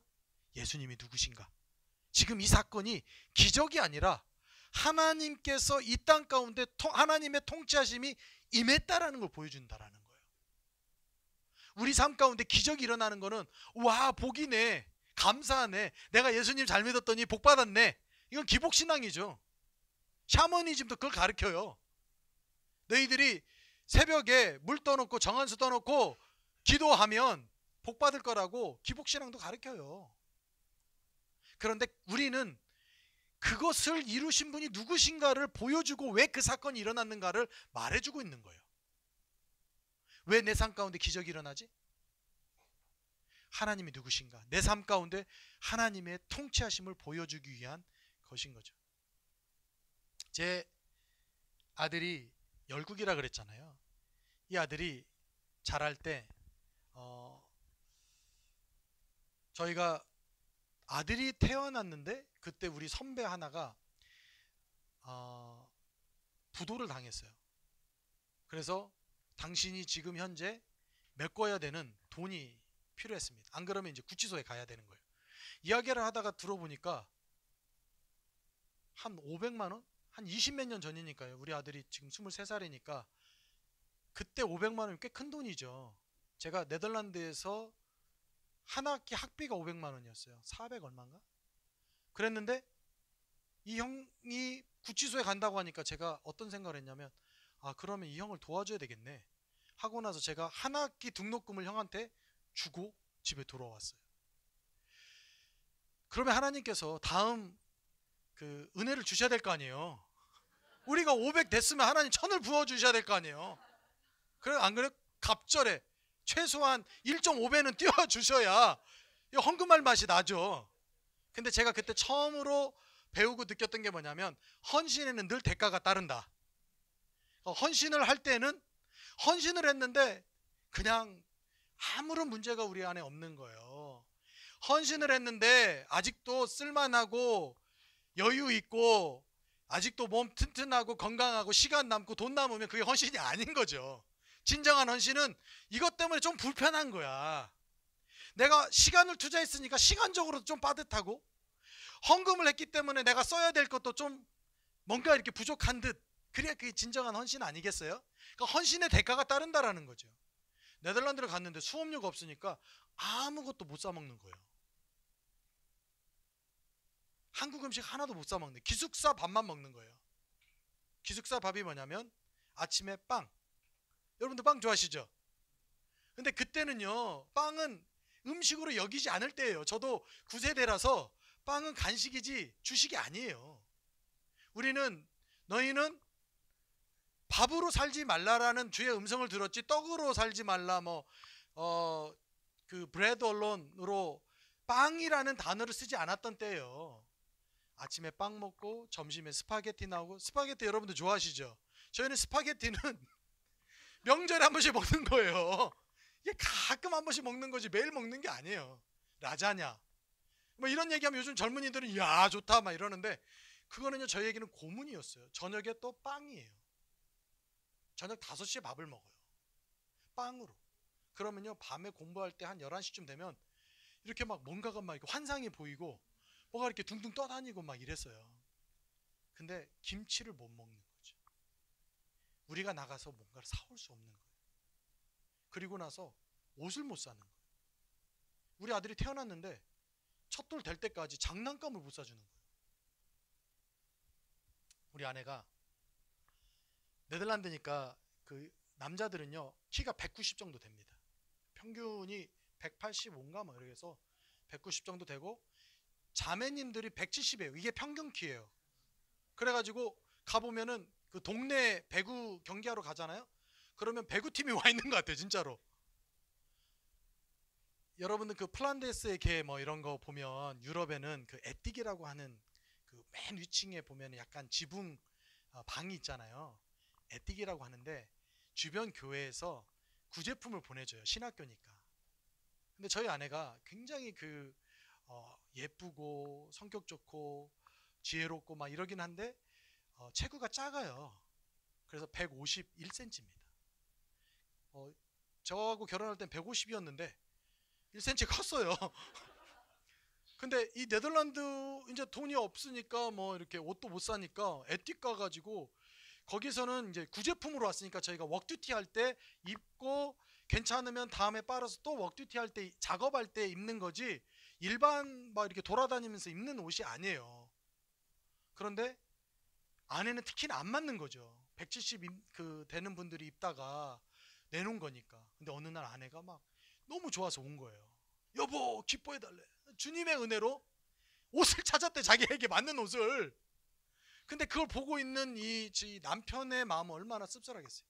야, 내가 그놈의 헌신을 해서 그 수업료를 형에게 주는 바람에 그게 뭐라고 우리 아내 옷도 한 번 못 사주고 우리 아들 돌잔치 때 처음 선물을 받은 거예요. 우리 친구들이 그러니까 가난한 유학생이니까 10,000원짜리 그 블록을 사줬어요. 10,000원짜리 블록을 사니까 이렇게 아들이 막 껴 맞추는 거죠. 선물 받아와가지고 막 돌대 내가 막 껴 맞추는데 다음 거 끼려고 하니까 이 블록이 헐거워서 떨어지는 거예요. 빠지는 거예요. 또 끼려다 빠지고 또 끼려다 빠지고 그러니까 막 집어 던지더라고요. 안 논다고. 그 아들을 보는 저의 마음. 그리고 나서 이제 공부를 어떻게 하든지 간에 마쳤어요. 마치고 선교지 왔다가 유오벤 워크숍이 한국에 열려서 저희가 마침 한국에 올 때가 돼서 한번 온 가족이 나왔습니다. 나와서 유오벤 워크숍을 가는데 회비가 30만 원이에요. 2주 동안 열리는데 회비가 30만 원이니까 꽤 비싼 거죠. 그래서 우리 가족이 다 가기는 어려우니까 나만 갔다 오겠다. 열방대학교 워크숍을 하는 거죠. 열방대학교 워크숍을 갔는데 30만 원 회비를 내고 나서 한 이틀인가 딱 지났는데 우리 인도 리더가 그때 인도 형제들이랑 좀 같이 갔었거든요. 인도 리더가 뭐라고 이야기를 하냐면 어느 한 교회에서 인도 현지인들이 한국에 7, 8명이 왔는데 그 사람들에게 장학금을 주기로 결정했다라는 거예요. 각 30만 원씩 이 회비를. 그런데 인도 선교사들도 같이 주기로 했다라는 거예요. 그래서 저에게 30만 원 장학금을 받았대요, 제가. 근데 제가 그 소식을 딱 듣는 순간에 첫 번째로 생각났던 사람이 우리 아내였어요. 야, 내 우리 아내 꽃가라 옷을 좋아했거든요. 꽃무늬 있는. 그래서 야, 이 꽃가라 원피스를 하나 사줘야 되겠다. 우리 아들 장난감 하나 사줘야겠다. 기분이 막 좋았죠. 근데 리더가 내가 지금 현금을 안 갖고 왔으니까 내가 나중에 주겠다. 그래서 제가 걱정하지 말라고 가기 전까지만 나 주면 내가 집에 가다가 사면 되니까. 그래서 막 기분이 너무 좋아서 우리 아내에게 서프라이즈를 해주려고 고대하고 있었어요. 근데 우리 그 인도 리더가 다음날 딱 왔는데 내가 돈을 놓고 왔다고, 내가 돈 주겠다고, 걱정하지 말라고. 걱정하지 말라고. 이틀 3일이 됐는데 계속 잊어버리는 거예요. 그리고 사람들이 한 2,000명 모이니까 못 찾고 막 이래. 그러다가 어느 날 저녁에 저녁 집회를 딱 들어가려고 하는데 문 앞에서 저를 딱 잡더니 현철 여기 있었구나. 내가 오늘은 돈을 갖고 왔다. 그리고 30만 원, 10,000원짜리 30장을 저한테 준 거예요. 제가 호주머니에 넣고 기분 좋게 집회 장소로 들어갔습니다. 그날 저녁 강사님이 로렌 커닝햄 목사님이셨어요. 그리고 나서 아프리카 선교를 얘기를 하신 거예요. 당신이 젊었을 때 아프리카에 갔는데 거기 차가 필요했대요. 그래서 미국으로 돌아와서 지프차를 살 수 있도록 헌금을 해서 나중에 25년 만에 갔더니 그 지프차가 25년 된 지프차가 있더라. 그러면서 오늘 주의 성령께서 강권하시는데 다시 한번 아프리카를 위해서 우리가 헌금을 하겠다라는 거예요. 제가 딱 그 소리를 듣는 순간 하나님 이것만 안 됩니다. 이럴 수가 없어요. 내가 어떻게 내가 주님을 신뢰하고 따라갔는데 어떻게 내가 헌신했는데 이것마저 가져가려고 합니까? 그때 이제 찬양팀이 나오죠. 찬양을 하기 시작하는 거예요. 내게 있는 모든 것을 아낌없이 드리라. 죽게 드리네 죽게 드리네. 나는 죽어도 못 드리겠는 거야. 안 됩니다. 영적 전쟁이 시작했죠. 주님 안 됩니다. 이것만은 안 됩니다. 이거 어떻게 이것까지 뺏어가려고 합니까? 내가 그렇게 내가 헌신했으면 됐지. 근데 이제 헌금 바구니가 막 돌아다니면서 제가 어떤 정신에 이걸 드렸는지는 모르겠어요.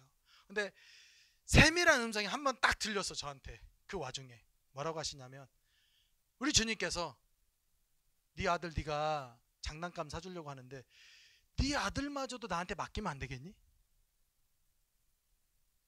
주님이 저한테 네가 너 아들을 돌보려고 하는데 네 아들마저도 나한테 맡기면 안 되겠니? 내가 네 아들의 아버지가 되어주면 안 되겠니? 그래서 제가 에이, 그리고 이제 헌금을 했죠. 밖에 나오니까 참 속도 시원하고, 호주머니도 시원하고 그리고 나서 핀털터리로 집에 갔죠. 근데 아들이 이 얘기를 어디서 들은 거예요. 이제 우리가 이야기할 때 들었던지 뭐 제가 어디서 간증할 때 들었던지 뭐 들었겠죠. 그러고 나서 자기 고등학교 때 그런 얘기를 하는 거예요. 자기 나중에 한국에 대학교를 가려고 하는데 우리 하나님께서 자기 책임져 주시지 않겠냐, 나는 그걸 믿는다 막 이러는 거예요. 그래서 그래 넌 그렇게 해라. 대학 떨어졌어요. 대학 떨어지고 나서 광야로 간 거죠. 제주도 열방대학교에 DTS 간 거예요. 자기 알바 해가지고 막 사기도 당했어요. 알바 했는데 막 그 편의점 망하고, 다음에 피자집 가서 알바 했는데 피자집도 망하고, 가는 곳마다 망해요. 예. 가지고 막 간신히 막 그거 가지고 갔는데, 저도 이제 갈 때 100만 원 주면서 아빠 인도에 있으니까 여의치 않으니까 네가 하나님 신뢰하면서 살아라. 근데 저도 이제 이 스토리를 다 잃어버렸죠. 까먹고 있었죠.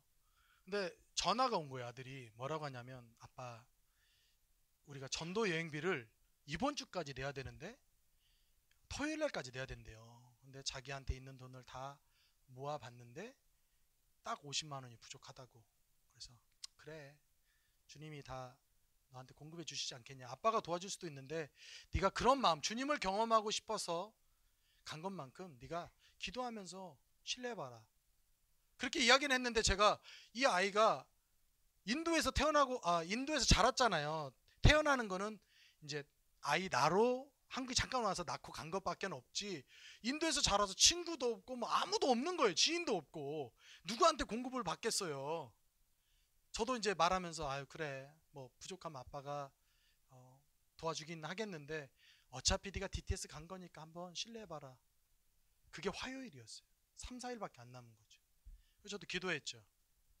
네, 목요일 날 전화가 온 거예요. 저한테 영국에서 제가 사역했던 그 집사님이 10몇 년 만에 저한테 전화를 주셨어요. 메신저로 선교사님 혹시 이 페이스북 쓰세요? 저하고 전화 한번 할 수 있어요? 그래서 제가 이제 전화를 드렸죠. 집사님 오래간만이에요. 잘 지내셨어요? 그래요. 뭐 열국이 소식 한번 들렸는데 지금 열국이 뭐예요? 많이 컸을 텐데. 열국이요 지금 열방대학교에서 DTS 받고 있어요. 제자훈련 받고 있어요. 그래요? 성사님 제가 오늘 새벽에 기도하는데 우리 하나님께서 열국이에게 헌금을 하면 좋겠다는 마음을 주셨어요. 근데 제가 뭐라고 한 줄 아세요? 집사님 혹시 그 돈 50만 원 아니에요? 그거 만약에 30만 원이면 어떻게 할 뻔 알았어요.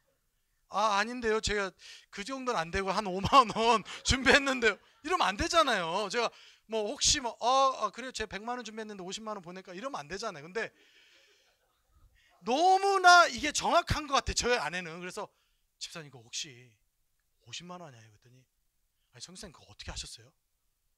알죠. 제가 그 집사님을요 한 달 전에 영국에서 와가지고 만났어요. 직접 그 얘기를 했더니 그때 영국 250파운드라고도 말 안 하고 한국 돈으로 50만 원을 얘기했대요. 그래서 그렇게 하셨다라는 거예요. 그죠? 헌신의 대가가 있는 거죠. 따라가는 거죠. 심볼로 보여주는 거예요. 당신이 누구신가를 보여주는 거예요.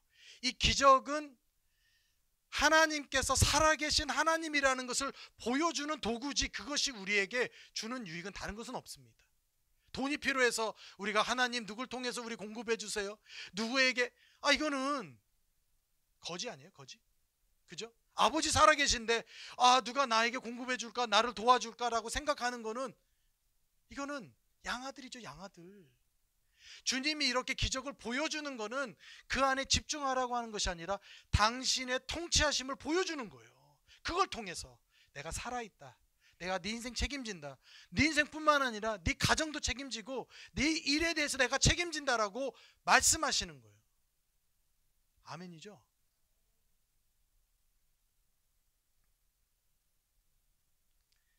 하나님의 나라, 하나님의 권능과 영광의 기초함, 하나님의 왕권. 근데 이 하나님 나라의 비밀이 있는데 이것은 시크릿이라고 이야기하지 않습니다. 이거는 미스터리라고 이야기를 해요. 시크릿은 감추거나 보여주지 않은 것, 우리가 모르는 것을 비밀이라고 이야기를 하죠. 그런데 미스터리는 우리가 보는 것 같은데 이해를 지금 못하고 있는 거예요. 그러니까 하나님 나라는 우리에게 시크릿이 아니라 미스터리인 거예요. 우리가 지금 보고 있어. 근데 이것이 우리 삶 가운데 어떻게 작용될 것인지에 대한. 근데 내가 여러분들에게 조금 더 쉽게 설명하면, 하나님의 통치하심을 이야기할 때 혹시 영역선교라는 얘기 들어보셨어요? 영역선교. 사회에 영향을 주는 영역들이 있는데요, 사회를 구성하고 있는 영역들이 있는데, 이 영역이 가정, 경제, 정치, 이런 영역들이라는 거예요. 교육, 예술. 이것을 주로 7개에서 8개 정도로 나누는데, 이 안에 우리가 말하고 있는 건 뭐냐면 하나님의 통치하심이 그 영역에서도 다스리셔야 된다는 거예요. 하나님의 통치하심이 나를 넘어서 어디에? 가정을 다스려야 된다는 거예요. 그것이 하나님의 나라가 우리 가정에 임했다라고 이야기를 하는 겁니다. 내 삶 가운데 임했을 뿐만 아니라 우리 가정에도 임했다. 하나님의 통치하심이 필요한 가정 있으세요? 예, 있죠. 지금 급하게 필요하신 분 있으세요? 네, 지금 우리 가정이 위태롭습니다. 하나님의 강력한 통치하심이 있어야 돼요, 필요해요 라고 하시는 분들 계세요. 그 통치하심이 누굴 통해서 임해요? 우리를 통해서 임하는 거예요.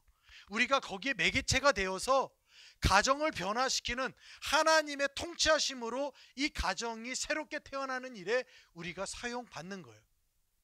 그래서 하나님의 주권에서 이걸 보면, 하나님이 우리를 그 가정에 두신 이유는 우리를 통해서 그 가정이라고 하는 영역, 그 영역을 변화시키고 싶으신 거죠. 믿으십니까? 그래서 여러분들은 그 가정의 축복의 통로예요. 자신감을 가져야 돼요. 직장 다니고 계시는 분 계세요? 여러분들이 왜 그 직장을 지금 다니고 있을까요? 내가 변변치 못해서? 아니면 내가 잘나서? 좋은 학교 졸업해서? 내가 시험 봐서? 하나님께서 보내셨기 때문에, 허락하셨기 때문에 그 직장에 지금 가 있는 겁니다. 그러면 목적이 있다라는 거예요. 왜? 여러분들을 통해서 그 직장 안에 하나님 나라가 임하게 하기 위해서, 하나님의 통치하심이 임하게 하기 위해서. 저요, 힘들어요. 직장 생활하는 거 쉽지 않습니다. 선교사님 가서 9시까지 일해 보세요. 지칩니다. 부장님 상대해 보세요. 지칩니다. 집에 오면 쉬고 싶어요. 그렇지 않겠어요? 근데 여러분들의 조그만한 움직임이, 내가 지금 당장 그 회사를 다 바꾸진 못하겠지만 여러분들이 그 안에서 하나님의 역사를 경험하지 않을까요? 근데 우리가 왜 이렇게 나아가서 그 영역 안에서 하나님의 통치하심을 이야기해야 되나 라고 할 때, 우리는 그냥 가서 사역자로 일한 것 같은데 나중에 보니까요, 하나님께서 우리 삶 가운데 일하셨다라는 거예요. 그 곳에 축복의 통로로 삼기 위해서 우리 안에 하나님이 일하셨다라는 거예요. 우리 안에 하나님 나라를 실현하고 계신다라는 거예요.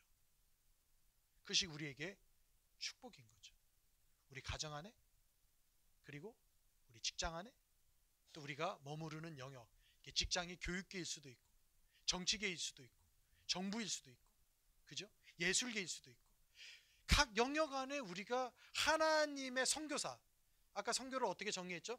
보내심을 받는 것, 보내심을 받은 사람, 여러분들이 그 영역에 보내심을 받았다라면 여러분들이 그 영역의 선교사가 되는 거예요. 보내심을 받은 사람이 되는 거예요. 제가 온누리교회 한번 말씀 전하러 갔는데요. 거기 제자 훈련을 하고 있는데 거기에 담당 집사님인지 권사님인지 책임자가 저를 호스트하면서 인도해 주시는데, 제가 우리나라는 그게 중요하잖아요. 뭐라고 불러드려야 되는데, 그죠? 혹시 권사님인데 집사님 그러면 기분 나빠하실 것 같고, 그죠? 집사님이고 젊은데 내가 권사님 그러면 나를 이 나이 많은 사람 보나 이렇게 또 그럴까봐 제가 여쭤봤어요. 저 뭐라고 제가 불러야 되죠? 그랬더니 이분이 하시는 말이, 집사도 아니고 권사도 아니에요. 이분이 하시는 말씀이 저를 사명자라고 불러주세요. 와, 깜짝 놀랐습니다. 전도사님도 아니고 사명자예요, 사명자. 이걸 영어로 말하면요, 미셔너입니다. 미셔너. 미션에다가 ER만 붙인 거예요. 엔지니어, 엔진을 다루는 사람 엔지니어, 그러죠? 그런 것처럼 가든, 이 정원을 하는 정원사들은 가드너잖아요. 미션을 가지고 있는 사람이라는 거예요. 보내심을 받은 사람이라는 거예요. 주님이 이 일에 평신도지만 일하는 사람으로 세워주셨다라는 거예요. 보내셨다라는 거예요. 그럼 내 직장에 사명자로 갈 수 있는 거죠. 선교사로 갈 수 있는 거죠. 내 학교에 사명자로 갈 수 있는 거죠. 하나님의 나라를 그 땅 가운데 실현하는, 목도하는 사람으로, 증인으로 서 있는 거예요. 저는 여러분들이요, 이 얘기 하다 보면 이제 저희가 이 종교 개혁대로 돌아가야 돼요. 이게 뭐냐면 종교 개혁이 반쪽짜리 종교 개혁이었다라는 겁니다. 이게 뭐냐면 종교 개혁을 할 때 다들 믿음은, 의인은 믿음으로 말미암아 살리다라고 하는 로마서 말씀으로 종교 개혁이 이루어졌는데, 우리가 구원을 얻을 때 은혜로만 받을 수 있다라는 거예요. 그때는 면죄부나 뭐 이런 행위나 노력을 통해서 해야 되는데, 그래서 이것을 종교개혁 때 우리가 받고 구원이라고 하는 걸 얻었어요. 그죠? 그런데 한 가지 못 바꾼 게 있어요. 그게 뭐냐면 사제들과 평신도를 나눠놓은 거예요. 그거는 아직도 못 바꾼 거예요. 우리는 보내심을 받은 사람입니다. 목사와 평신도는 똑같이 부르심을 받은 거예요. 역할만 다른 거지 우리는 하나님의 자녀로서 우리가 살고 있는 영역에 보내심을 받은 거예요. 목사님들은 어느 영역에 보내심을 받은 줄 아세요? 종교 영역이에요.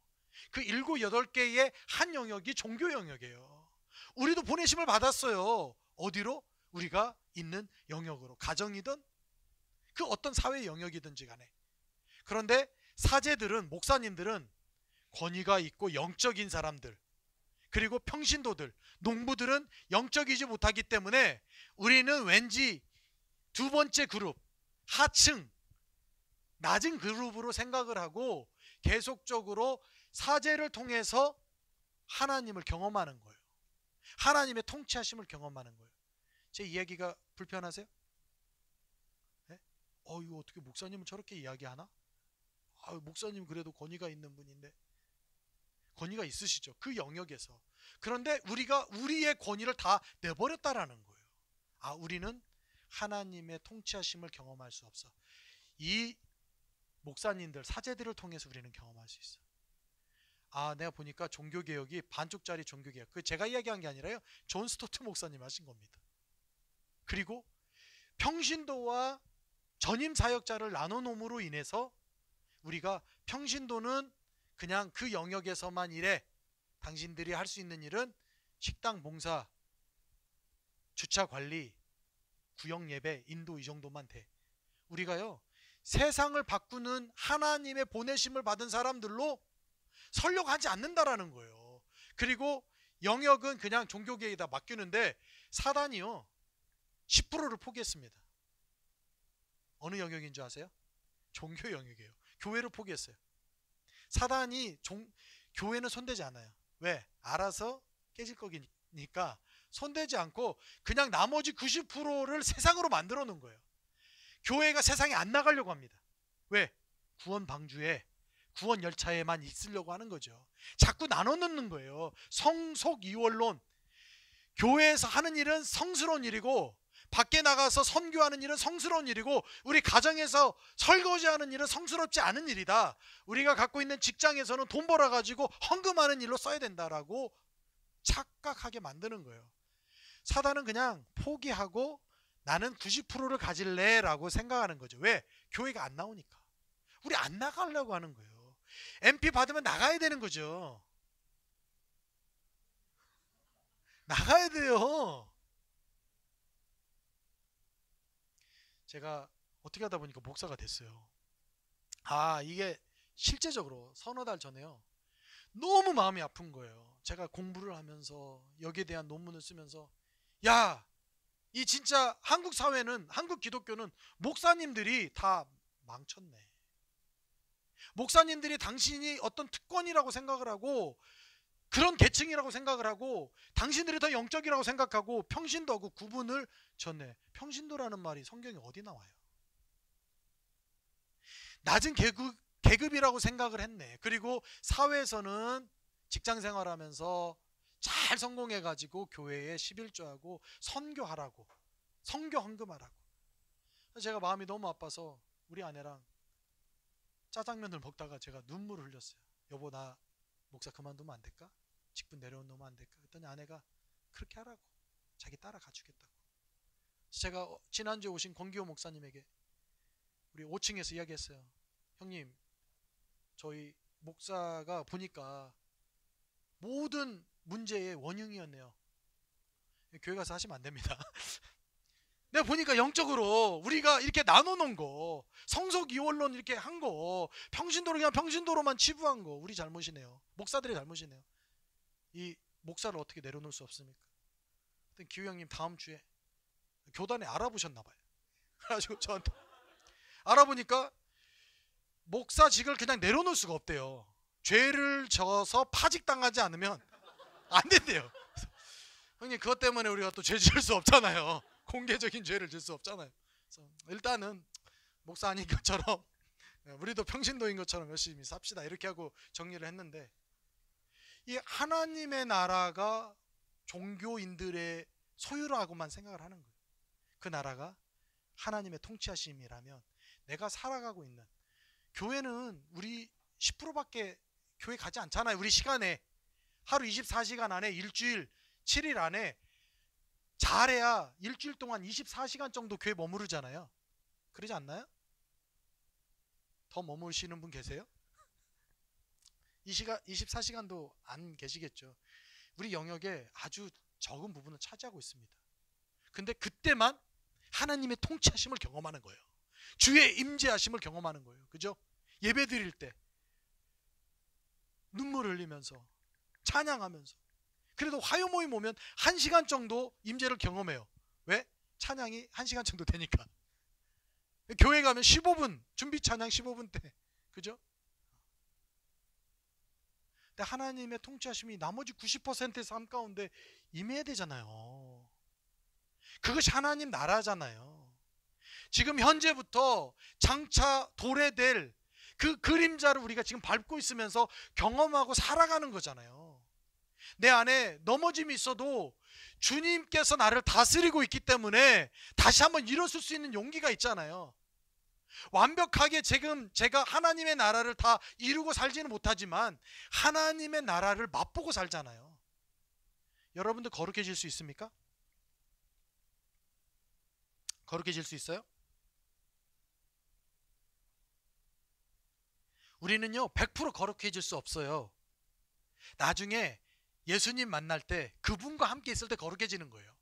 구약의 성막이 거룩한 장소가 되는 이유는요, 양을 잡고 소를 각을 떠서가 아니라 하나님의 임재가 성막 가운데 있을 때 거룩해지는 거예요. 주님께서 우리와 함께 계실 때 우리가 거룩해지는 거예요. 근데 우리는 가끔 주님을 경험하다가 안 경험하다 이러잖아요. 그래서 나중에 완전한 임재를 경험할 때 거룩함을 경험해요. 그런데 요한 웨슬레는 뭐라고 이야기를 하냐면 순간적이지만 그 거룩함을 경험할 수 있다라는 거예요. 근데 그 거룩함이 순간적이지만 자꾸 반복되고 지속되면 거룩함을 이루고 살 수 있다라는 거예요. 그래도 좀 더 나중에 장차 거룩함으로 우리가 들어가겠지만, 그 임재 가운데 들어가겠지만, 지금 하나님의 임재를 잠깐이라도 완전한 임재를 경험할 수 있다라는 거예요. 그러면 하나님의 통치하심을 이 거룩함하고 바꿔서 이야기를 해보세요. 근데 하나님의 통치하심이 100% 일어납니까? 아직도 깨어졌어요. 아직도 관계 가운데 어려워해요. 아직도 내 직장 가서 너무 어려워서 기독교인이라고 말도 못해요. 아닌 것처럼 살아요. 하지만 순간순간이지만 지금 하나님의 통치하심을 경험하고 있을 때가 있어요. 근데 그 통치하심이 더 확대되기를 원해요. 아멘이죠? 연속적으로, 반복적으로, 지속적으로 계속해서 하나님의 통치하심, 하나님의 나라가 임하기를 원해요. 아멘이죠? 그렇게 살아가는 거죠. 연습하는 거죠. 그래서 자연스럽게 하나님 나라가 우리 삶 가운데 내가 지금 하나님 나라로 급변했나? 완전히 들어갔나? 느끼지 못할 정도로 자연스럽게 그 나라로 스며드는 거죠. 주님과 동행한 이 삶이 영원토록 연결되는 거죠. 그런데 제가 지금 어디 있습니까? 한국에 있죠? 선교지에 있나요? 아니면 선교지가 아닌 곳에 있나요? 저는요, 선교지에 있어요. 왜? 보내심을 받았잖아요. 한국으로 보내심을 받았잖아요. 저 인도 사람이었나요? 아니요, 한국 사람이었어요. 그냥 이 땅에 있으라고 보내심을 받은 거예요. 여러분들 어디로 보내심을 받았어요? 지금 여러분들이 다 MP하고 선교지 하면 그래 저기 먼 나라에 가는 건가? 그렇게 생각 안 하셔도 돼요. 하나님 나를 보내시는 곳이 어딘가? 우리가 해야 되는 일은 무엇인가? 제가 나중에 이것을 이해하다 보니까 나도 선교 좀 잘못했다고는 말 못하고요. 선교를 조금 더 이해를 했으면 내가 이렇게 안 했을 텐데. 저도요 가서 우리 친구들 종교인을 만들어 놓은 거예요. 열심히 신앙 있는 목사들만 만들어 놓은 거예요. 제자 훈련 시켜서 목사 되고 막.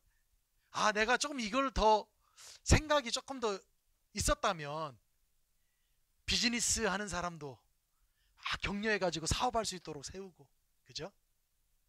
대학에서 만난 친구들 도전해가지고 야 DTS하고 너도 사역자 되라, 교회 개척해라, 이 얘기만 안 하고 너도 유치원 교사로서 사명자로 살 수 있어, 이런 얘기를 더 많이 가르쳤을 텐데.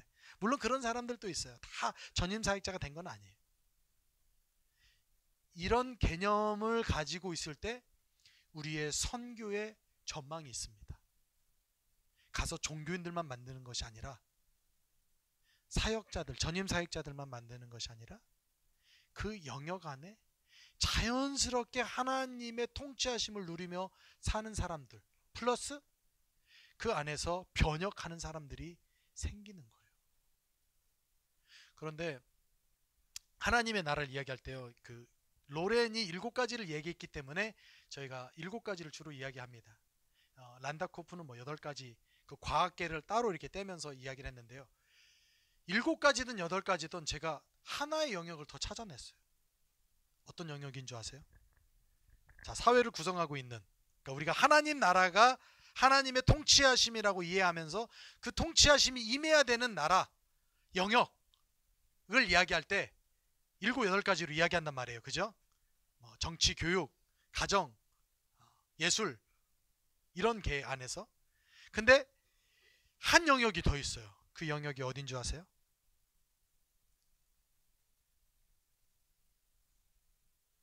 한번 생각해 보세요. 어느 영역일까? 한 영역이 있습니다. 한 영역이 더 있어요. 그러면 이게 세분화해 가지고 정부 이런 걸 이렇게 나눠 놓더라도, 의료계 이렇게 나눠 놓더라도 한 영역이 더 있어요. 그 영역은 우리 마음이에요. 이 여기가 첫 번째 영역이었던 거예요. 하늘나라가, 예수님께서 바리새인들이 하늘나라가 어디 있습니까? 라고 이야기할 때 너희 가운데 있다라고 얘기를 했어요. 그 말은 그 사람들 마음이 아니라 너의 지금 현재 예수님이 거하는 처소에 하나님의 나라가 있다라는 것. 우리 삶 가운데, 개인적인 삶 가운데는요, 여기에요. 이 안에 하나님의 나라가 있는 거예요. 이 안에 변화가 없으니까 우리가 가가지고 선교사가 되겠다, 가정 안에 선교사가 되겠다 그런데요, 늘 실패하고 돌아오는 거예요. 이 안에 하나님의 성령의 역사가 있어야만 밖에 나가서 보내신 사람으로 살아갈 수 있는 거예요. 하나님의 나라는 임했습니다. 아멘이에요. 여기서 아멘이 안 나오면 안 돼요. 하나님의 나라가 벌써 2000년 전에 임했고, 예수님이 이 땅 가운데 오시면서 십자가와 부활을 통하여서 완성하신 것으로 임하였고, 지금 현재 우리 삶 가운데서도 성령님의 역사로 유지되고 있어요. 그리고 그 나라는 온전하게 올 거예요. 근데 우리는 아주 가뭄에 콩나듯이 한 번씩 그 임재를 경험할 거냐, 하나님의 통치하심을 경험할 거냐, 시간 때때로 어려울 때만 그걸 경험할 거냐, 아니면 매 순간마다 실제적으로 하나님의 역사의 증인들로 우리 삶 가운데 경험할 거냐.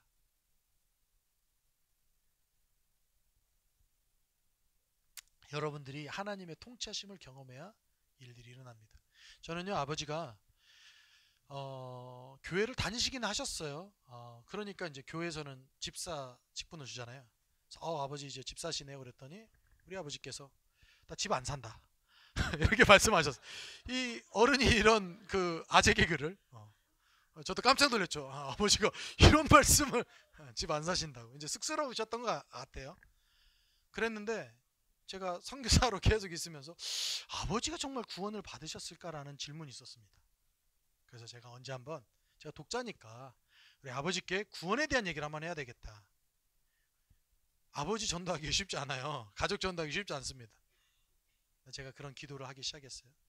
그리고 제 생각에는 아버지하고 함께 맛있는, 아버지 좋아하는 음식을 같이 하고 산책을 한다던가 아니면 어디 찻집에서 차를 마시다가 예수님 얘기를 꺼내야 되겠다, 이런 전략을 가지고 제가 한국에 왔습니다. 아버지 팔순 잔치가 있었어요. 팔순, 그러니까 9년 전 얘기죠. 팔순 잔치를 끝내고 그 다음 주인가 온 가족이 모였어요. 그러면서 막 이야기하는 거예요. 저희 누님이 3분이에요. 제 여동생이 1명. 그래서 사녀, 일남, 사녀입니다. 그러니까 매형들까지 다 모이셨어요. 그래서 그때 너무 재밌었다, 너무 좋았다, 막 우리 동영상 만들고 막 사회 보고 막 이러면서 되게 좋았던 얘기들을 하면서 이제 점심 먹으러 나가자고, 식사 외식하자고. 그리고 나서 다 일어서는데 주님께서 저에게 말씀하시는 거예요. 지금 복음을 전해래요. 지금 전하라고요? 지금 이 순간에 다들 일어나서 밖에 나가려고 밥 먹으려고 하는데, 우리나라는요 밥 먹을 때 식사기도 오래 하면 싫어합니다. 뭐 꿈지락거리면 싫어해요. 그죠? 엄마들이 화나는 이유가, 아이들한테 하는 이유가 밥 제때 안 나와서 안 먹으니까 그것 때문에 불화가 있는 거예요. 지금 전하라고요? 제가 그래도 이제 주님 마음을 주셔서 제가 다 앉아보라고 그랬어요. 다 앉아보라고. 근데 다들 왜 그런가 하고 지금 다 앉는 거예요. 제가 아버지께 질문합니다. 아버지가 교회를 열심히 다니셨죠? 그랬더니 뭐 다녔지 뭐 이렇게 말씀하세요. 근데 아버지가 예수님을 개인적으로, 인격적으로 예수님을 알고 믿는 믿음으로 하늘나라 가실 수 있겠냐고. 근데 아버님이 갑자기 이제 식사하려고, 당신 팔순잔치 끝난 지 얼마 안 된, 이제 다 이제 뭐 이렇게 편안하게 뭐 이런 분위기에서 갑자기 그런 질문하니까 아버지가 약간 유머로 바꾸시려고 했던 것 같아요. 뭐 우리 아들이 목사인데 뭐 내가 하늘나라 갈 수 있지 않겠냐? 우리 딸이 권사인데 갈 수 있지 않겠냐? 뭐. 근데 그런 거 말고 정말 아버지가 가지고 있는 그 믿음으로 갈 수 있겠냐고. 아버지가 가만히 심각하게 계셨어요. 그러면서 하시는 말씀이 아버지가 그 저희 아들 낳고 인도로 돌아갈 때 당신이 그래도 손주니까, 첫 번째 봤던 손주니까, 그 친손주니까 같이 공항에 나와주고 싶으셨던 것 같아요. 그래서 당신이 지금 하시고 있는 일을 바꿔가지고 근무를 먼저 쓰시고 나중에 저희 공항에 나갈 때 오고 싶었던 것 같아요. 근데 그 근무를 쓰시다가 사고를 당하셔서 다리를 다치셨어요. 그래서 장애를 앓고 계세요. 그래서 이제 뭐 어떻게 보면 이제 전화위복이 돼서 오히려 장애인협회 회장이 됐어요. 10년 이상, 지금 15년, 89세인데요. 장애인협회 증경회장으로 다니고 계세요. 근데 장애인협회 회장이니까 오히려 그 목사님들이나 뭐 이런 복음 가수 뭐 이런 분들 한 번씩 이렇게 한 달에 한 번씩 초대해 가지고 예배도 드리고 이러나 봐요. 근데 복음 성가 가수가 왔는데 갑자기 찬양을 하는데 아버지가 너무 마음이 이상하더래요. 그래서 자신도 모르게 벌떡 일어나서 눈물을 흘리셨다라는 거예요. 그 가사를 들으면서. 그러면서 하시는 말씀이, 내가 왜 지난주에 그런 일이 있었는지 이제야 알겠다. 나도 너희처럼 예수님을 인격적으로 개인적으로 믿고 하늘나라 가고 싶다. 그러면서 예수님을 영접을 했어요. 따라서 하시면서. 근데요, 누님들이랑 매형들이 같이 보면서 다 울면서 당신들도 증인이 된 거죠. 제가 그냥 아버지 혼자 모시고 어디 가서 복음 전하고 예수 믿게 하고 온 게 아니라 온 가족이 그거에 증인이 돼서 우리 아버지가 예수님을 믿었다라고 이 가정의 축복의 통로가 되는 시간들이 된 거예요. 주님 말씀하실 때, 주님 인도하실 때, 당신의 강력한 통치하심이 임하니까 사람들이요 압도되는 거예요. 누가 잘나서가 아니에요. 분위기가 좋아서가 아니에요. 하나님이 일하시니까 압도되니까 당신도 예수 믿겠다라고 하는 거예요. 하나님께서, 내가 아버지 지난주에 복음성가 가서 왔을 때 눈물 흘린 거 어떻게 알았겠어요? 사전 작업을 하신 거죠. 그리고 이때에 하나님께서 일하신 거죠. 우리 인생 가운데서 하나님 사전 작업을 하고 계십니다. 빨리 손 들고 나오시는 게 신상에 도움이 되시는 거죠. 주님, 제가 멀리는 못 갑니다. 주님 아세요. 제가 지난주에 인터뷰에 선교사로 나가려고 하는 분 인터뷰했어요. 근데 이분이요 뭐라고 하냐면, 참 제가 들으면서도 야 진짜 복에 겨운 소회를 한다 이랬는데, 저는요 막 울면서, 저는요 어렸을 때부터 선교사가 되고 싶었어요. 그래서 제가 치과 의사가 되려고, 치과를 통해서 선교사가 되려고 공부를 열심히 해서 치과 의사가 됐어요. 그런데 하나님 말씀하지 않는 거예요. 그래서 내가 야 진짜 복이 겨웠다, 그냥 나가시면 되는데, 이게 근데 이분한테는요 하나님 사인이 안 떨어지니까 부담스럽고 나가고 싶은데, 우리 집에서는 너 빨리 나가라고 하는데 못 나가고 있는 거예요. 야, 이런 분들도 있구나. 여러분들은 편히 나갈 수 있습니다. 그러면서 제가 그랬어요. 이제 나가시면 됩니다 했더니, 선교사 파송 받게 돼서 얼마나 감사한지 모르겠다고 그러면서 신청하고 가셨어요. 제가 물어봤죠. MP 하셨습니까? 네, 했대요. 그래서 안 했으면 열로 인도해 드리려고 했는데, 나가고 싶어도, 치과 의사 다 때려치고 나가고 싶어도 주님 말씀 안 하셔서 못 나가는 사람이 있어요. 그렇죠? 주님이 보내셔야만 나가는 거예요. 영역 선교도 우리가 거기 못 나가니까 여기 해야 되지 그러면 안 돼요. 하나님 나라 내 삶 가운데 그 통치하심 이루고 나도 나가야 되겠다, 나도 가서 사역해야 되겠다, 그럴 때 되는 거예요. 성경에는 이런 사람들의 얘기예요. 당신의 삶 가운데 하나님 나라의 통치하심이 임한 사람마다 광야로 나갔어요. 그리고 길을 찾은 거예요. 그리고 나서 열방의 열국의 아비가 되고 어미가 돼서 그 안에 모든 영역 안에서 살아갔던 사람이, 종교인이 아니었어요. 아브라함이 목사였나요? 아닙니다. 그죠? 다니엘이 목사였나요? 아니에요. 모세가 목사였나요? 아니에요. 하나님의 사람들은요, 성경에 보면 70% 이상이 전임, 이런 뭐 제사장, 뭐 학자, 이런 사람들이 아니었어요. 일반인들이었어요. 당신들은 하나님을 경외함으로 하나님의 통치하심을 경험한 거죠. 그것이 이 MP의 첫 번째 단락의 시작입니다. 하나님 내 삶 가운데 일하시는가? 그분이 나를 보내시는가? 그 보내시는 곳이 가정인지 직장인지 한국인지 아니면 외국인지. 그리고 외국에 나가는 선교사들만 멋진 선교사님들, 믿음 있는 선교사들이 아니고요, 한국에 있는 선교사님들, 간사님들 멋지신 분이에요. 왜? 부르신 가운데 있으니까. 여러분들도 멋지신 분이에요. 부르신 가운데 있으니까. 이렇게 나가는 거예요. 한 걸음 한 걸음 가다 보면 내가 어느 날 인도에 20몇 년씩 있는 선교사가 됐어요.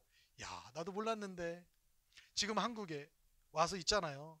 사람들이요 오셔가지고 인터뷰하다가 그냥 시큰둥하게 막 이야기해요, 저하고. 그래서 저도 억지로 이야기하려는 건 아닌데, 제가 인도에 한 20몇 년 있었거든요. 그러면 그래서 귀를 쫑긋 세우고 다 막 이렇게 들으세요. 지나온 길이죠. 주님과 함께 동행해온 그 길이죠. 가다 보니까 아, 주님 내 삶 인도하셨구나. 그 안에 하나님의 변화를 나도 경험하고 내가 속해 있는 사람들 안에 변화를 이끌고 계시는구나. 제가 우리 그 어벤져스 7가정 이야기하면요, 할 얘기가 너무 많아요. 우상 만들다가 막 그 코끼리 신 그 알죠? 그 인도 막 코끼리 신, 인도에는요 신 중에 가장 힘이 센 신이요 시바 신이에요. 이름만 들어봐도 알잖아요. 얼마나 무서운 분인지 이름 자체가 겁나게 무섭게 생겼잖아요. 이 시바신. 그거 막 신상 만들고 뭐 있던 친구가 제자 훈련한다니까 그거 만들어서 팔아가지고 그 돈 갖고 DTS 받으러 온 친구. 막 성령 강의할 때 막 내가 손이 마비됐어요 울면서 막 나와가지고 막 기도할 때 네 손을 거룩한 하나님께 드려라 막 그래가지고 자기가 간증하면서 그 간증하고, 어떤 친구는 막 6번이나 아이를 사산하고 유산하고 막 이러면서 나중에 DTS 와서 하나님 만나고 그 안에서 7째 딸을 그 아이를 낳았는데 지금 초등학교 3학년. 삶의 간증들이 있어. 하나하나마다 하나님을 만났으니까, 하나님을 경험했으니까, 그 통치하심으로. 그런데요, 저희 같이 살면 좋잖아요. 함께 모여서 사역하면서 살면 좋잖아요. 근데 저랑 제일 친한 친구가 인도 친구인데 개척 나가겠다라는 거예요. 같이 있자. 개척 나가고 하나님 말씀하셨다 나간다는 거예요. 야, 나랑 같이 사역하자. 이게 똑같은 거예요. 저희 선교지 간다 그러면 야, 여기 있자 막 이런 얘기 하잖아요. 야, 그래 내가 팀 모아서 보내줄게. 이거 보냈어요. 보내고 저도 한번 방문하려고 딱 가봤더니 와, 진짜 환경이 열악해요. 진짜 열악해요. 거기는 너무 덥고 습기 져가지고요, 샤워하고 이렇게 옷 입으려고 하잖아요. 그러면 땀이 다 나서 에이 하고 다시 벗고 또 샤워하는 그런. 냉장고 하나 사주려고 냉장고 가게 갔더니요, 이거 조그마한 냉장고 파는 데가 있더라고요. 가지고 샀더니 배달을 안 해줘요. 그럼 이거 어떻게 하냐 했더니 가져가래요. 그래가지고 저희가 그 리어커를 불러서 우리가 끌고 가는 그런데요. 막 산사태가 나가지고 막 가다가 이게 차 버스가 막 이게 굴르면 어떻게 되나, 제가 이렇게 잡고 나중에 굴르면 머리라도 보호해야지. 그건 제 친구한테 말하죠. 야, 또 나와야 되지 않냐. 하나님 말씀하셨다고 있다라는 거예요. 저도 비행기, 인도지만 비행기 2번 타고 버스 10몇 시간 타고 그 장소를 가는 거예요. 갔다 올 때마다 절대 다시는 안 간다 그러고 와요. 절대 안 간다, 나 이번이 마지막이다. 근데 또 가. 7년에 한 번도 안 빠지고 7년째 갔어요. 가가지고 또 보고, 이 친구가 저한테 또 뭐라고 하냐면 개척 나간대요. 야, 너 무슨 소리냐, 지금 10년 했는데 무슨 개척을 해. 거기서 있어야지. 지금 유치원도 세우고 교회도 세웠는데 개척 나간대요. 안 봐도 뻔합니다. 저 또 갈 거야 아마. 또 가서 같이 절대 안 온다고 하고 또 가지고 또 절대 안 한다고, 너 왜 그러냐고 하면서. 부르심이 있으니까 또 그렇게 가는 사람 가는 거예요. 같이 있는 것만 우리가 여기가 좋사오니 안 하고 주님 말씀하시는 대로 가는 게 선교, 보내시는 곳으로 가는 게 선교입니다. 어떤 선교사님은요, 아프리카 부룬디라는 나라로 갔어요. 제가 여쭤봤습니다. 그 오지에 선교사님 어떻게 가셨습니까? 이 선교사님 하시는 말씀이, 주께서 부룬디로 가야지 그럼 어디로 가냐. 그 전라도 말로 부룬디는 이제 말씀하시는 곳으로 이제 웃으면서 하셨는데, 주님 말씀하시는 곳으로 가는 거예요. 성경이 그것을 증거하고 있습니다. 여러분들, 하나님 나라가 여러분들 삶 가운데 임하기를 바라세요? 그 통치하심이 여러분들을 통치하시고 변혁하시고 여러분들이 속해 있는 그 곳곳마다 변혁이 일어났으면 좋겠어요. 억지로 하려고 하지 마세요. 자연스럽게 하세요. 이런 간증이 너무 많습니다. 저도 안경원에 그냥 안경하러 갔다가 나중에 안경 못 맞추고 그 안경점 주인하고 1시간 울고 기도하고 나온 적도 있어요. 그냥 자연스럽게 죽여서 그냥 안경하러 갔다가 왜 누구세요 뭐 이런 뭐 이야기 하잖아요. 그냥 내 삶 가운데 자연적으로 하나님 통치하심이 있으면 가정에서도 어디에서도, 물론 어려울 수도 있겠죠. 근데 주께서 일하시도록 우리는 통로만 되어드리면 되는 거예요. 아멘이죠.